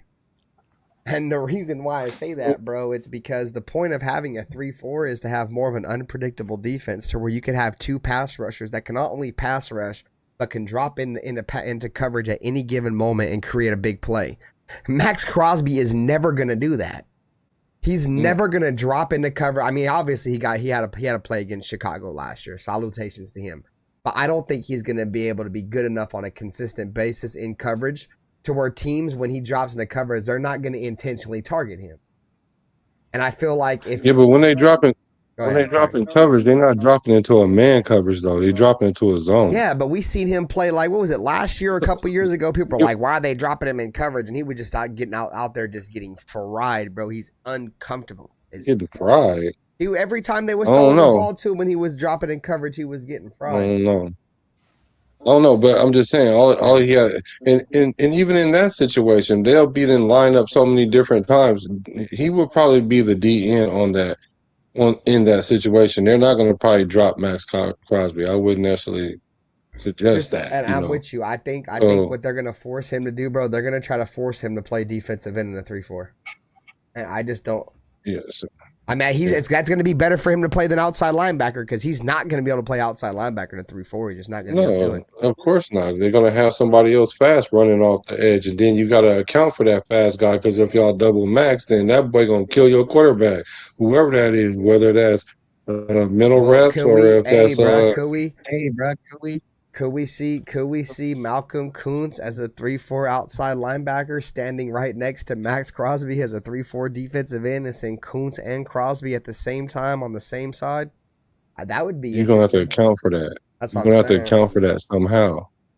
Even if you put Koonce on the other side and have your boy mental reps coming around the edge, you're gonna have to block somebody because somebody's gonna be coming. Malcolm Koonce, man, what the fuck about Kwity Paye? Fuck him out. I just said Kwity Paye on the other side with Kwity Paye's never shown what Malcolm Koonce has shown as a pass rusher. Kwity Paye's not known as a pass rusher. Kwity Paye is more known as an edge setting run defender. He's not a pass rusher at all. I think the most sacks he's ever had in a season is like 7 or something. He's not a pass rusher. He's an edge setter. That's what he plays. He's probably going to play the other 3-4 defensive end role, and he's going to set the edge. That's what you want from you. That's what you want from Right, you. then have Max come on the outside of him. That'd be nice. Nah. Then have Max come around and set. I feel like Malcolm Koonce. I just feel like Malcolm Koonce is a better scheme fit in a 3-4 than a 4-3. That's just me, bro. I feel like standing up, when you look at his film coming out of Buffalo, bro, his film is very relative to what Khalil Mack was coming out of Buffalo. He's not the player Khalil Mack was, but guess what Buffalo runs, bro? They run 3-4. So Koonce was a 3-4 player coming out of college that was forced into a 4-3, I think, under Gus Bradley, I think is when we had him. Or maybe under Patrick Graham. Didn't we draft him under Gus Bradley and then he got inherited to Josh McDaniels, or did Josh McDaniels draft him? Gus Bradley drafted him, bro. You put a lot of stock in the Koonce every year, bro. It doesn't. I know. I was one of them. I did that. I did the same thing for Dylan Parham for a long time, Dirty. Bro, like Nate knows. This guy every year, bro, and it does not pay dividends. When you gonna start seeing what we see, man? What we talking about? Malcolm Koonce. Because I think Malcolm Koonce. I'm willing to give last year a little bit of a off year because he was coming off that injury, bro. I don't even know if he was even ready to play yet. That's crazy. Okay, so if we put Malcolm Koonce with AOC, with Lindenberg, Eichenberg, and Bo Jackson nephew, we probably can get a third. Here we go again. Man. I have a weird obsession. I just have a weird obsession with Raider drafted players, bro. I don't want to give up on him. I think he can be great. He just you got to give up on him like I gave up on Tyree, bro. You got hell no. Don't even put Malcolm Koonce in the same. Don't even do that. I like it. Let's not even do that. If I gave up on Tyree Wilson was a top 10 pick. Malcolm Koonce was like a third or a fourth round pick. If you don't do shit this year, you got to give it up, bro. You gotta stop. You cannot. After this year, after his second. Well, everybody gonna give up on him by then. Yeah, I think this probably is my make or break year for him. No doubt. I'm not gonna, because I'm not gonna have no excuses this year. None. Because like I said, last year, bro, the entire team sucked, bro, and he was still being coached by Patrick Graham, and he was coming off a fucking ACL injury, so. I've never seen a player get a back-to-back prove-it year deal with the same team. You ain't lying. It's because Malcolm Koonce is good, bro. They know how good he is, just like I do. I know how good he is too, but he's got to stay healthy. Yeah, put him on the AOC team because all these players we just named got that same potential. Man. All right. Let's see. I don't think Rob Leonard's got too many football questions. Walk away to New England. Okay. We're going to get into the most interesting part of the press conference. Then anything else we get into at that point. We get into Maxx Crosby, bro. We're going to hear what Maxx Crosby has to say. Hear about over here watching some phone game real quick. Fucking ad. All right, here we go. Maxx Crosby. Kaboom. I don't really want to talk about that, to be honest. It's water under the bridge. It's a long time ago. Hold on, what was the question? Hold on, I gotta hear this. I learned, I gotta turn this up. I gotta make sure I heard that right. 2 a.m. in Vegas.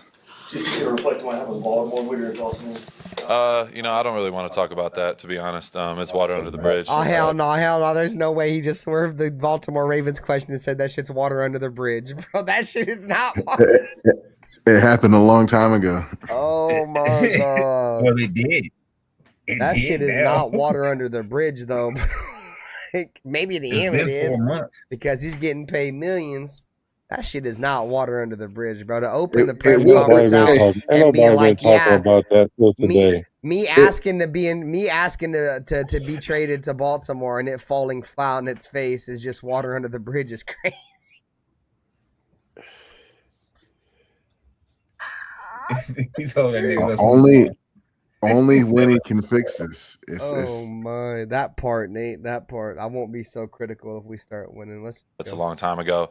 A lot of things I learned, about what's going on and just, what this league can bring. A lot of adversity, a lot of different things. You can't really anticipate a lot, but ultimately, I've been through a lot of my life. It's yeah, bro. He thought he was the whole shebang. Boy, he went over to Baltimore and got sliced the biggest piece of Humboldt pie he's had his entire career, boy. That's what that is. That boy getting humble. But I will say this, bro. I think if you're going to get the best out of Maxx, you're going to get him now, bro. Because now he's not only going to want to prove the Raiders wrong, but he's going to want to prove the Ravens and the entire NFL wrong. They were wrong about his knee. So he may come crush the league, bro. I ain't going to lie. But if he's ever going to do it, this is going to be the year that he's going to do it. I ain't going to lie.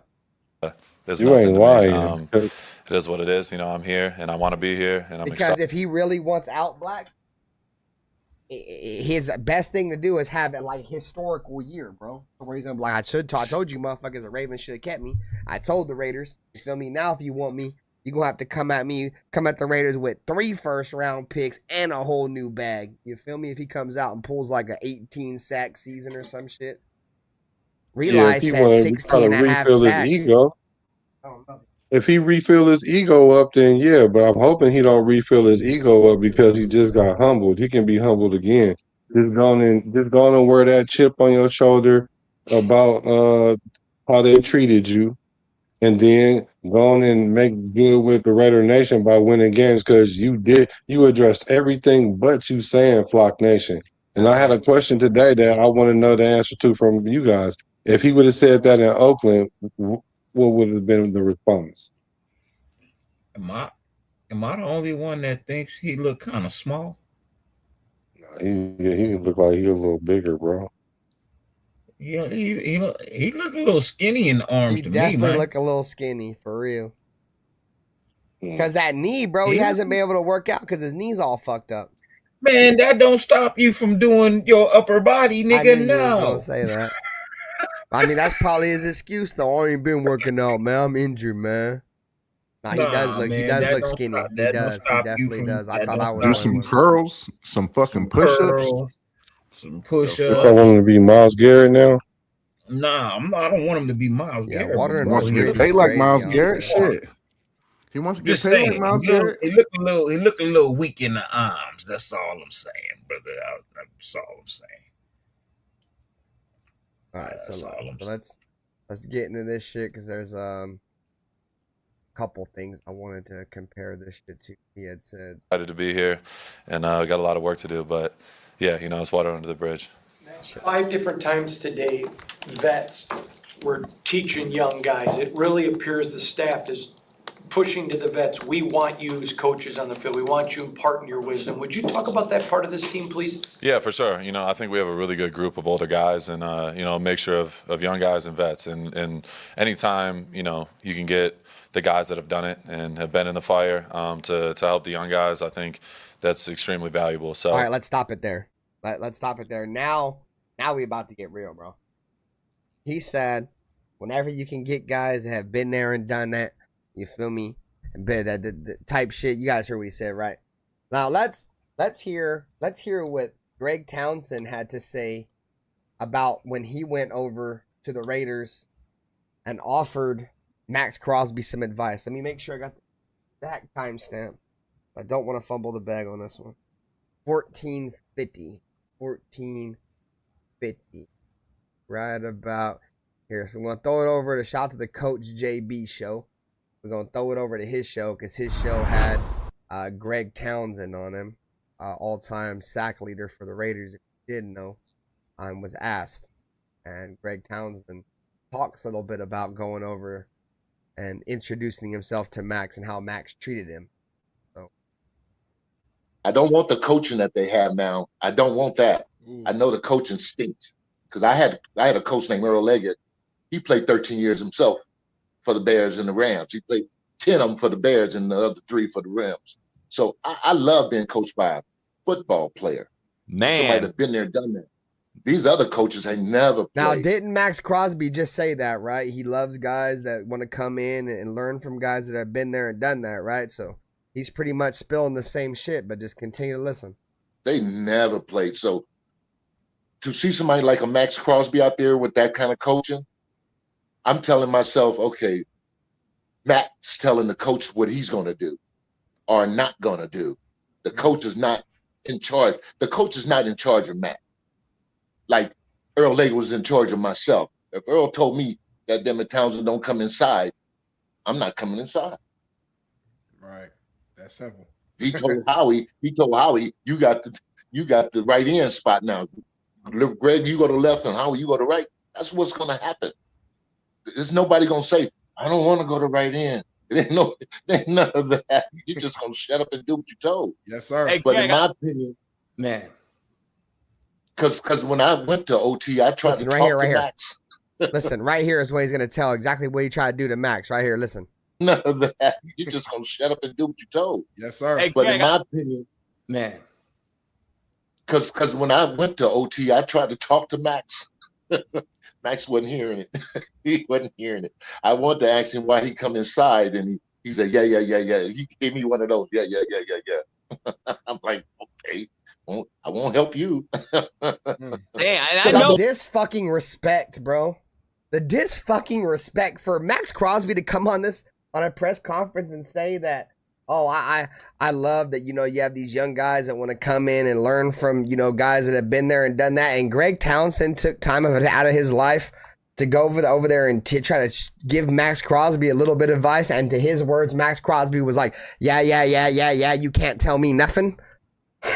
That's not what he said. That's bro. Y'all gotta learn how to read between the lines and stop being fanboys for Maxx Crosby. Ain't no reading between the lines. He's not even that type of guy. He told exactly how it was. He told it exactly how it was. You can tell he cannot be coached. You can tell Maxx was he tells the coaches where he wants to play. This is where I'm gonna play. You can't tell me nothing. Y'all need to stop fanboying for Maxx Crosby. That's why. That's why we lose. Hold on, Black. Hold on, because y'all keep cutting me off, and I give y'all time, man. Look, if you go back and rewind to the beginning of your clip at the 1450, this is all about the coaching today. This ain't got nothing to do with Maxx Crosby. It's got everything to do with, he said he didn't like the coaches today because they've never played. That's irrelevant. That's irrelevant. We weren't that that's not even the pot. That was just the beginning. We was talking about how he said he tried to go give Maxx advice and Maxx wasn't hearing none of his advice. Yeah. I'm the best. Yeah. Disrespect. But he's blaming that on and Raider fans sit there and let Maxx Crosby disrespect our legends and wonder why we suck. Fuck out of here. It's not a disrespect. It's a okay, cool. I hear you, but I'm not going to play where this guy wants me to play if I don't want to play there. That's not. You ain't got no choice, bud. I mean, because that's why he's laughing. The entitlement is diabolical work. Dude. But he's not blaming Maxx for that. He's blaming the coaching. Imagine if you went to your job tomorrow and told your boss you're not doing this. Your ass would be fucking fired tomorrow, dude. But think about it. Greg Townsend wasn't a coach. Also, Ben, think you go to your job tomorrow, right? You left Facts. today. We the people. I ain't hearing none of that shit. Y'all making excuses. I'm just saying. Think about it. You go to your job today, right? You leave, you got a boss. When you come in tomorrow, you got a new boss, a motherfucker who don't even know nothing. You ain't never seen this person before. They got no experience in the field that they in, but now they your boss. You ain't gonna have a problem with that? Yeah, you're gonna have a problem with that.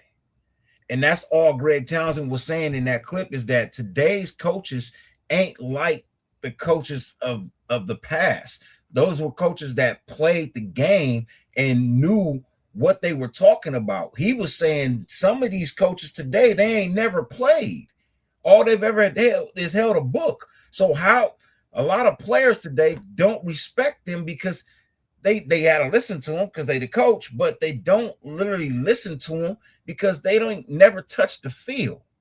So if I'm out here playing the game and I see something and I'm experiencing something and you over here trying to tell me some bullshit that I ain't agreeing with, and I'm a star, nigga, bro. Okay, yeah.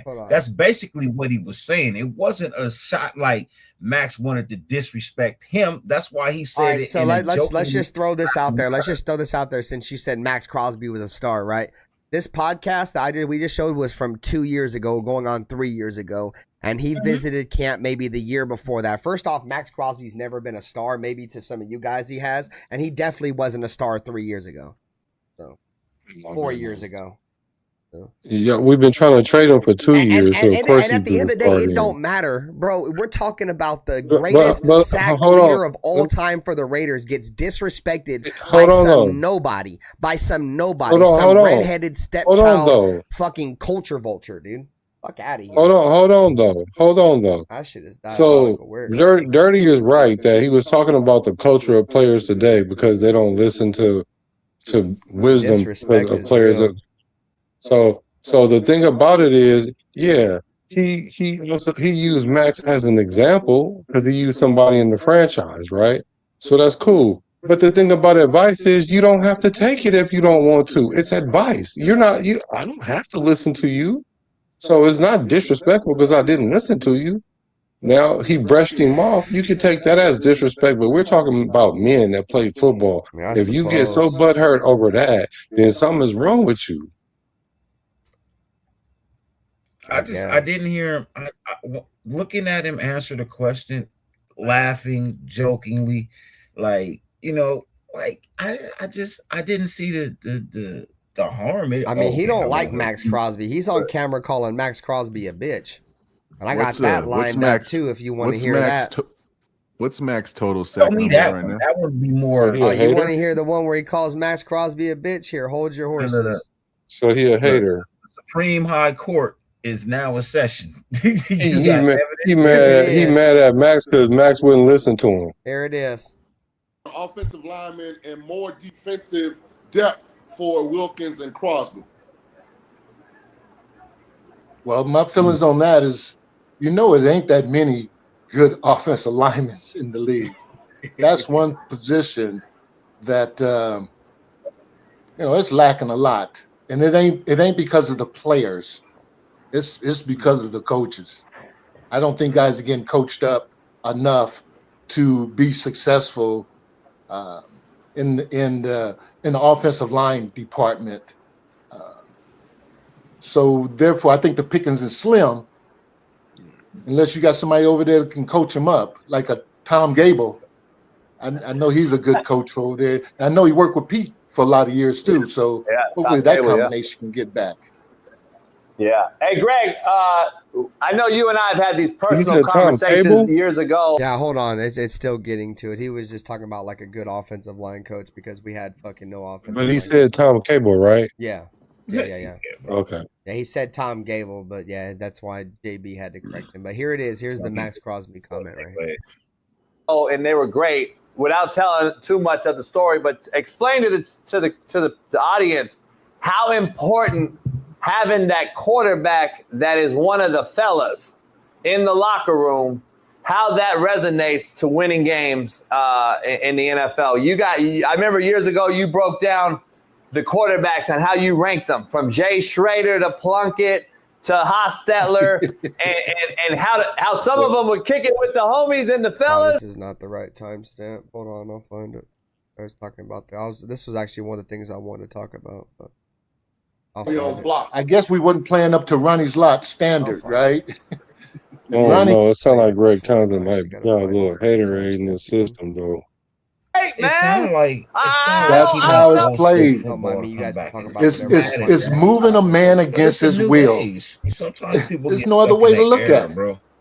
You can do that. Hey, Greg, you a smart person. I like how you dodged JBBS just then.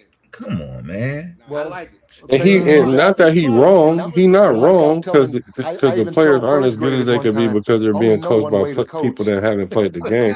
He not wrong. But when you stuck in your ways like that, the new young bucks ain't gonna listen to you because you so old school with it. They're gonna naturally reject you just because how you coming off. Like, I gotta listen to you just because you was taught that.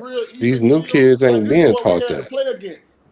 Like, these guys were actively trying to hurt you. If I was still playing right now, I'm sure it's a little bit of hate too. It's like I was going to bring up a point that he's the all-time sack leader, and Max probably. And we keep guys that we should get rid of. How many? I want to say like 50, around the 50. Exactly, and I can't coach in it. How many sacks is Max? Total perfect right now. for that spot because preaches and practice energy all day long. Yeah, you're right. You're right. So yeah, you're saying the whole team will match Maxx Crosby now, and it'll Greg, look Greg like one Townsend damn. being 38. He's 38 away. being the sack lately, leader, what we've he been didn't make having fucking he with didn't the make Raiders, pennies. you get this And one-man show he with still Maxx gets Crosby, right? overlooked by A guy that's Howie showing a lot of Long. energy and a lot of And then flying now around, Maxx a lot of Crosby is enthusiasm. over And here it didn't about to seem to have an effect overthrow on the team. I both didn't of see the rest of them. the guys And trying as to get far on as board with some of money that. goes, I think too, if you get he's 11 guys on one side of the I'm ball sure that's he's really probably trying a hard little to get a irritated. three and out, therefore you need all 11 guys flying around the ball. He laid the I'm pavement more down. confident that Pete He is the laid kind the of guy pavement down for that Max to be preaches able to and make practices this energy money. all day long. And Yeah, you're right. You're right. So yeah, you're saying the whole feels team will a match certain Maxx way. Crosby now, and it'll look like one damn motor running. Well, I'm hoping somebody step up and go He's above that. You know what I 38 mean? sacks away. How long you think that'll take, Dirty? I mean, you know, if you would have told me, hey, Greg, when you get in the league, can you match Howie's energy? No, I want to go For past who, that. Max? And so therefore, you know, don't go thinking you're just going to go match a guy. Go there and try to outdo the guy. I mean, they're going to measure stick. Now go You can beyond. pass him in 3 seasons. I think Yeah. Pete Carroll's what the Raiders needed because they needed credibility. They haven't had that since John Gruden left. You know, I Josh think McDaniels Max was could retread, pass that him hadn't in had 2 or success. 3 As much as we wanted AP to be successful, you know, he really didn't get a fair shake, but a lot of people didn't If think Max he knee did. is Right. Pete Carroll and his resume says if his knee is whether it's healthy SC, whether it's and at the Seattle, defense so is there's credibility to built the reason Or whether it's the New York properly, Jets, huh? Right. yes, I And believe man, I Max live here could in pass him Vegas, in and the 2 Raiders to needed 3 credibility. years. Like it's amazing because when we played the Raiders in Oakland, that was a home field advantage. Like you came out that locker room and it was like, damn, like these some That's fools. like two Like in 14. Vegas for That's whatever like reason, 2 as much as they 14 love the sack Raiders, when you go to a season Raiders and home a game, 10 it's damn sack near a away season. game because people sell out of tickets. So they needed somebody of Pete Carroll's Yeah. stature to come in and kind of galvanize the community. So I like Or it's 3-13 How you guys feel about In my Geno? opinion, too, what gets me a little Or well, actually, upset he'll need about the one situation, too, more. is I'm thinking now since Martin took over the team, So it might he's be trying to like reinvent the wheel. 3-4 But seasons. the difference is about hiring former players to stay on the if staff he so they can does simplify break that if he silver does break lining that shit, that we none have. of it I matters remember when because my you last year in fucking '97, didn't win a Super Bowl like Joe Greg Bugle came in Townsend. as a head You coach, know, it's, and I knew Well, something was wrong there. hopefully we win one in that Reflection. 3 to 4 I years remember that all we years talking against about. Washington Redskins. That's the team he I got was us working for winning all a those years. Super Bowl And then he came in. next 3. He was trying to Max has got to get coach or trying to 16 mention sacks about a season. I'm with Oh, that. thanks, Alfredo. You're a real one, dude. I do have a short. He said you have the short. I did upload a short. Let me go find it.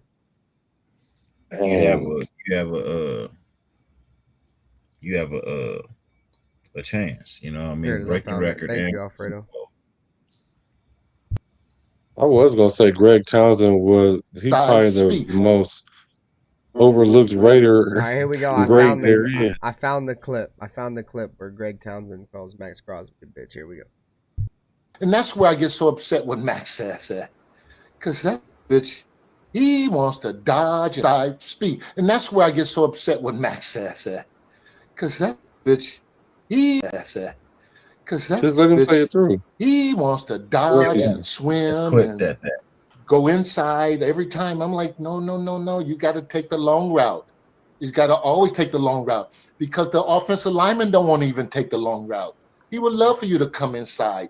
That's the shortest route. You can't do that. See, My this one coach told me, he said, if you ever come inside, you better make the play. Well, there it is. He said that's where he gets upset with Max bitch ass at. There it is. There you have it. Want to hear it? There it is. I want your context on that one. He got caught at bitch. Like Yeah, with a laugh. When you laugh with the word bitch, bro, I can't even take you serious, bro. He laughed with it. That's what I can't stand with his ass, bitch. Like, if you was really gonna call him a bitch, what's the laughter for? Put some bass in your voice. Put some bass in your voice. If you be like, dirty, you a bitch. All right. Whatever. all right, so this is all right. So since y'all said I got to jump off the Malcolm Koonce train this year, if Maxx Crosby does not have 12 sacks, all you Maxx Crosby fans need to hop off too, dog. That fool does not have 12 sacks. That ain't how that works. That's the way. I mean, wasn't that the Malcolm Koonce shit ain't how it works? Max had 10 sacks last year. Max had 10 sacks last year. Koonce probably ain't had 10 sacks in 2 years. Hey, Max played more games last year than Malcolm Koonce has played in 3 years. He's also missed more games in his career than old buddy's missed too. He's missed like 20-something games. Malcolm Koonce only missed one season, which is less than 20 games. Who missed 27 games? I didn't say 27. I said 27. Maxx Crosby's missed like 21 games or 22 games.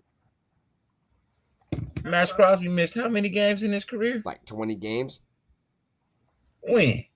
Like 5 fucking games, 4 or 5 games every single year of his career. At the end, the last 4 or 5 games.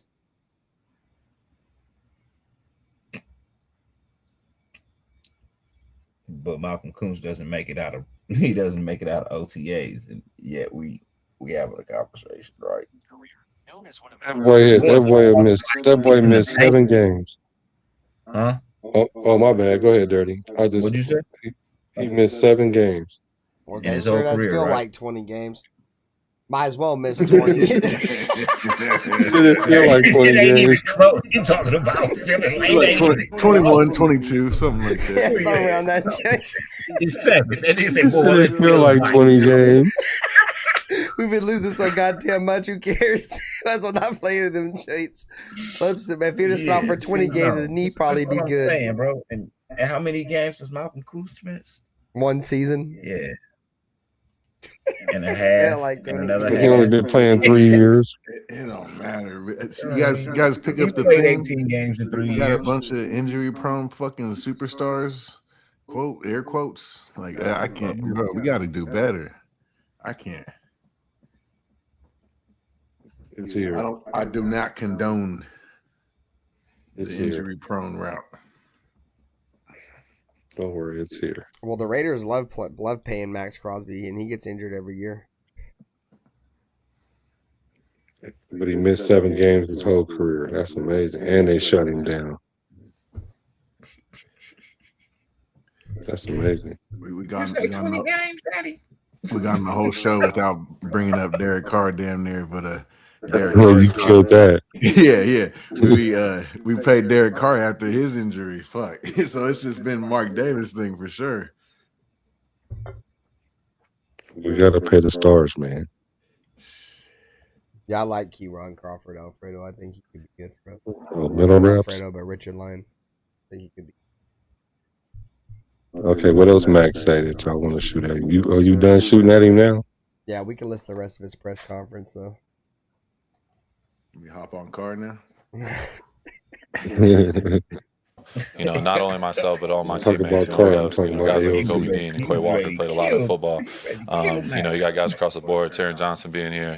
Being able to teach a guy like, Trey Stooks and pass down that knowledge is extremely important. Then you have Kirk with Fernando, and it's like, it goes on and on. So I think it's a really good mixture, and it's really important and valuable. Not just being on the field, but also being in the film room and being able to pass that knowledge down.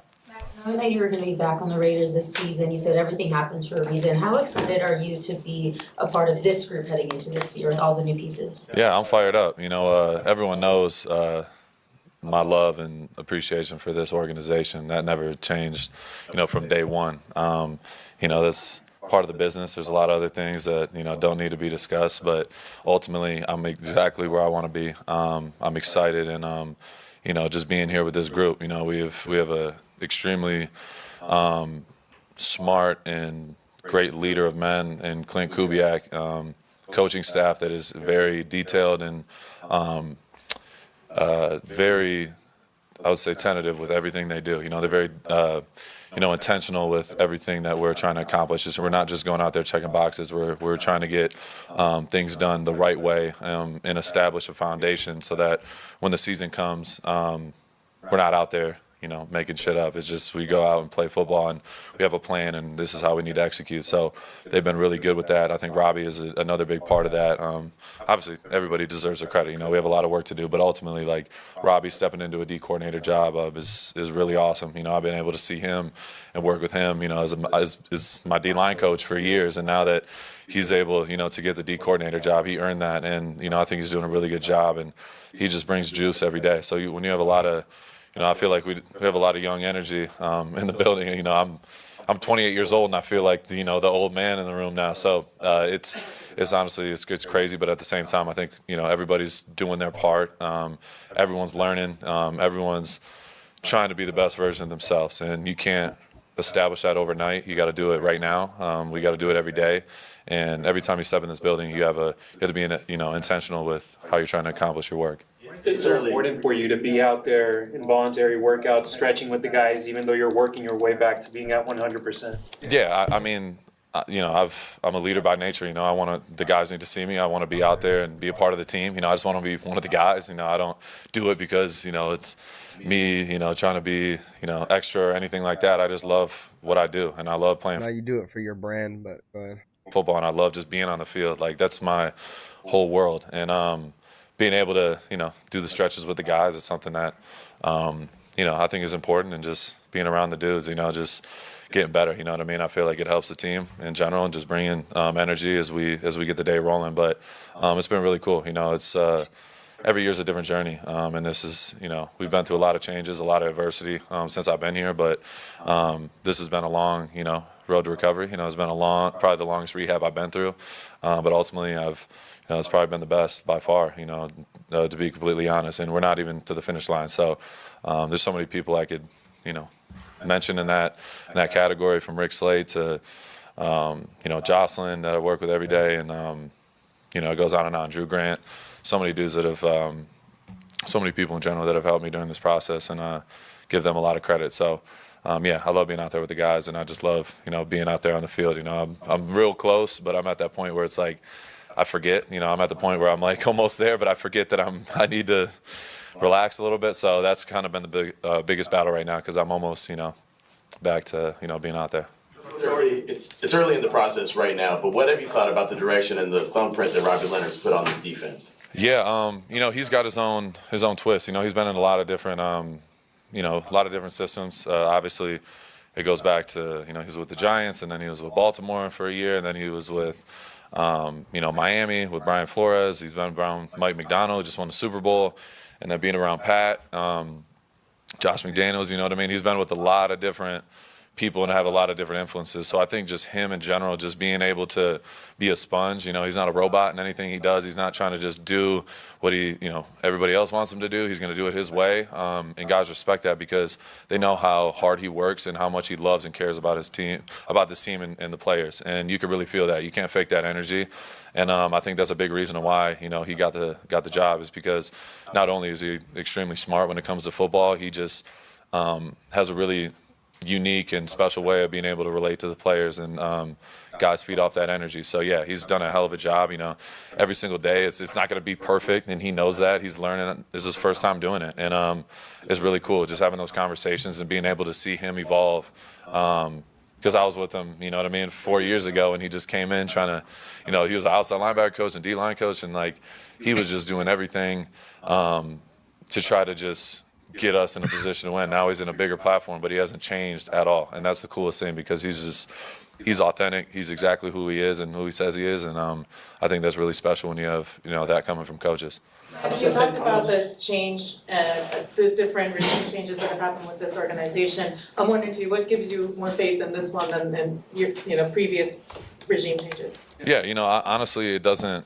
I'm not into making predictions, getting too high, too low. Like I've been there before and in the past, and I'm always going to be overly optimistic. If you don't believe, you have no chance. So for me, coming into every single season, I believe we play this game to win. We don't go here to rebuild or have a chance or get a little bit better. Like obviously, we have a lot of work to do, and we do have to get a lot better. And there is a lot of things that need to go in our favor. But ultimately, I'm always going to be very optimistic, and I try to feed that to my teammates. You know what I mean? If we go into the season thinking we're going to lose, you're probably going to lose. You know what I mean? So no matter what it is, no matter what the situation, no matter who's coaching, if you don't have everybody on board and everybody invested and dialed in on finding ways to win and improve as an individual, so that can improve the unit and everyone is working, in the same direction, then, you're wasting time. So I think Clint has done an awesome job. Robbie's done an awesome job. Obviously, we have new coaches all over the place. We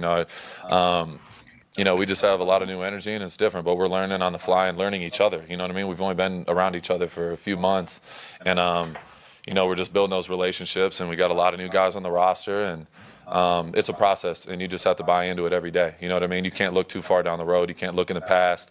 All that is irrelevant. You know what I mean? It's all about where your feet are at, and that's honestly where I think, this team is what this team is doing right now is just not listening to the outside noise, not getting too high, too low, just being present and focus on getting better, because that's going to give us the best chance when it comes to Sundays. So that pretty much Them answers hella long. shit. Yeah, bitches hella long. Somebody just talking. Maxx Crosby said a lot of the right things. You know what I'm saying? Overall, I liked everything he said. You know, obviously, I enjoy that he wants to be a part of it. You know, he's happy with what's going on with the Raiders because at the end of the day, bro, like as much as I might shade Maxx Crosby or whatever, he's the best player. I say maybe the only reason why I competed with Brock is because Brock's he's already a first team All Pro. He's already done things Maxx Crosby hasn't done yet, but vice versa, right? But Maxx Crosby's the longest tenured Raider. You know what I'm saying? Like I feel like he's the best player on our team. He's done it year in and year out for many years. But anyways, when you the only way you're gonna get your whole team on board, bro, is if you get your so-called best player on board. And it seems like just from what he's saying, Maxx Crosby's on board, and if he's happy, then I guess the Raiders are happy because all they've cared about is making him happy. I don't think the trade he's off the hot seat yet with the trade. I think that could still happen, but that's a story for another show. Yeah, he's doing everything to keep his trade value up. So I'm good with that. As far as saying the right things, he's not being a distraction or a problem in the locker room or not available in some cases. So that is a good sign. He is our best player on defense, especially. We need him out. We need him out there. And I didn't think we could replace him this year, even though I would have took those 2 first-round picks. When he came back, I was kind of like, okay, we got him back. We weren't going to replace him this year for sure. And that what's his name? Crawford's not. He's already taking days off. So, yeah. I think if they keep him happy, he wants to be here. I think he'll play well. He'll try to stay focused. It all depends on his health. If he's healthy, he'll be fine. The defense is. It looks like they're trying to build a defense to win. You know what I mean? Who doesn't want to be a part of a winning D? So. I mean, he might be buying in because, like you said, bro, at least they're trying to build something. We can see it. You know what I mean? Like, not like you don't see it. And this is probably, I'd say, I wouldn't argue. I'd have to say this is probably the most talent he's probably had on his defense in terms of, you know, high price free agents, but not just high price free agents, talented free agents, you know, on defense with Nakobe Dean and Quay Walker, and a very solid draft class on defense, bro. You know, almost every single pick was defense. So, you know, they invested highly in helping that man. You know what I mean? Obviously, he wasn't. You know, obviously, I don't know if they planned on investing to help him, but that's how it panned out, you know. And I think earlier, like I said, not the hugest fan of Max, but he's our best player. And you know how you get better? You build around your best players, and they're trying to. I think the Raiders hear the noise that a lot of Raider fans have been saying about Max for years. I mean, he takes three people to block him, and can't nobody else win ones. And I think the Raiders are trying to find people now that can win ones. And if we can find more people that can win ones, and that's one thing I liked about what Rob Leonard said, bro, it's all about who's in front of you. Like, I can scheme it up, I could teach you how to do it, but you got to go.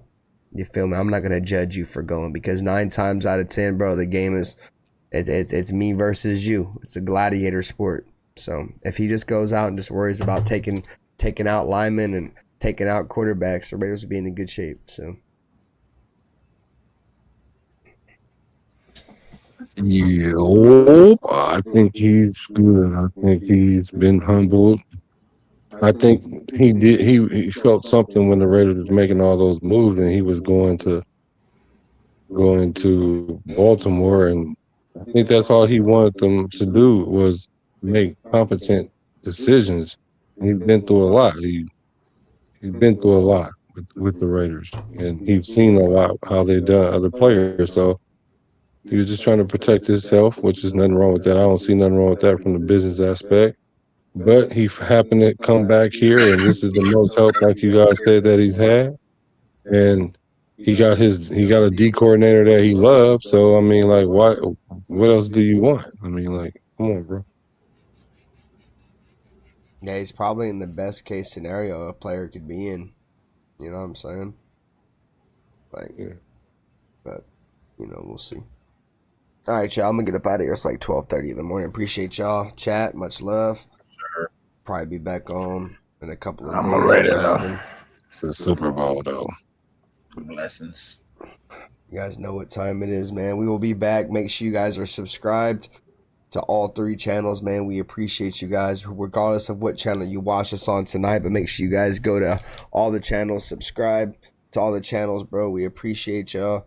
It's gonna be way more content moving forward, especially once football season comes. Me myself, I'm not much of the off-season guy. I'm doing it as obviously now we're starting to get mini camps and shit. But come football season, you feel me? This is gonna be where you're gonna want to be at with this network here, man. So trust and believe. Love y'all boys. Y'all know what time it is, man. Hit the like button, subscribe. For Nutty Raider Nate, for Black, for the homie Dirty. I'm Raider Ben, man. This has been the Just Win Baby podcast, man. You guys been tuning into the Silver and Black Lounge, man. We out this bitch. Love y'all boys. Peace out, guys. You guys have a great day. Which team, by colors alone, is identifiable around the world? The autumn wind is a Raider. Which team, by slogan, commitment to excellence? Pillaging just for fun. Just win, baby. He'll knock you round. All those things. Then upside down. Are the Raiders. And laugh when he's conquered and won. When you have great coaches, then after you have great coaches, you get great players. You have a great organization, and you tell them one thing: just win.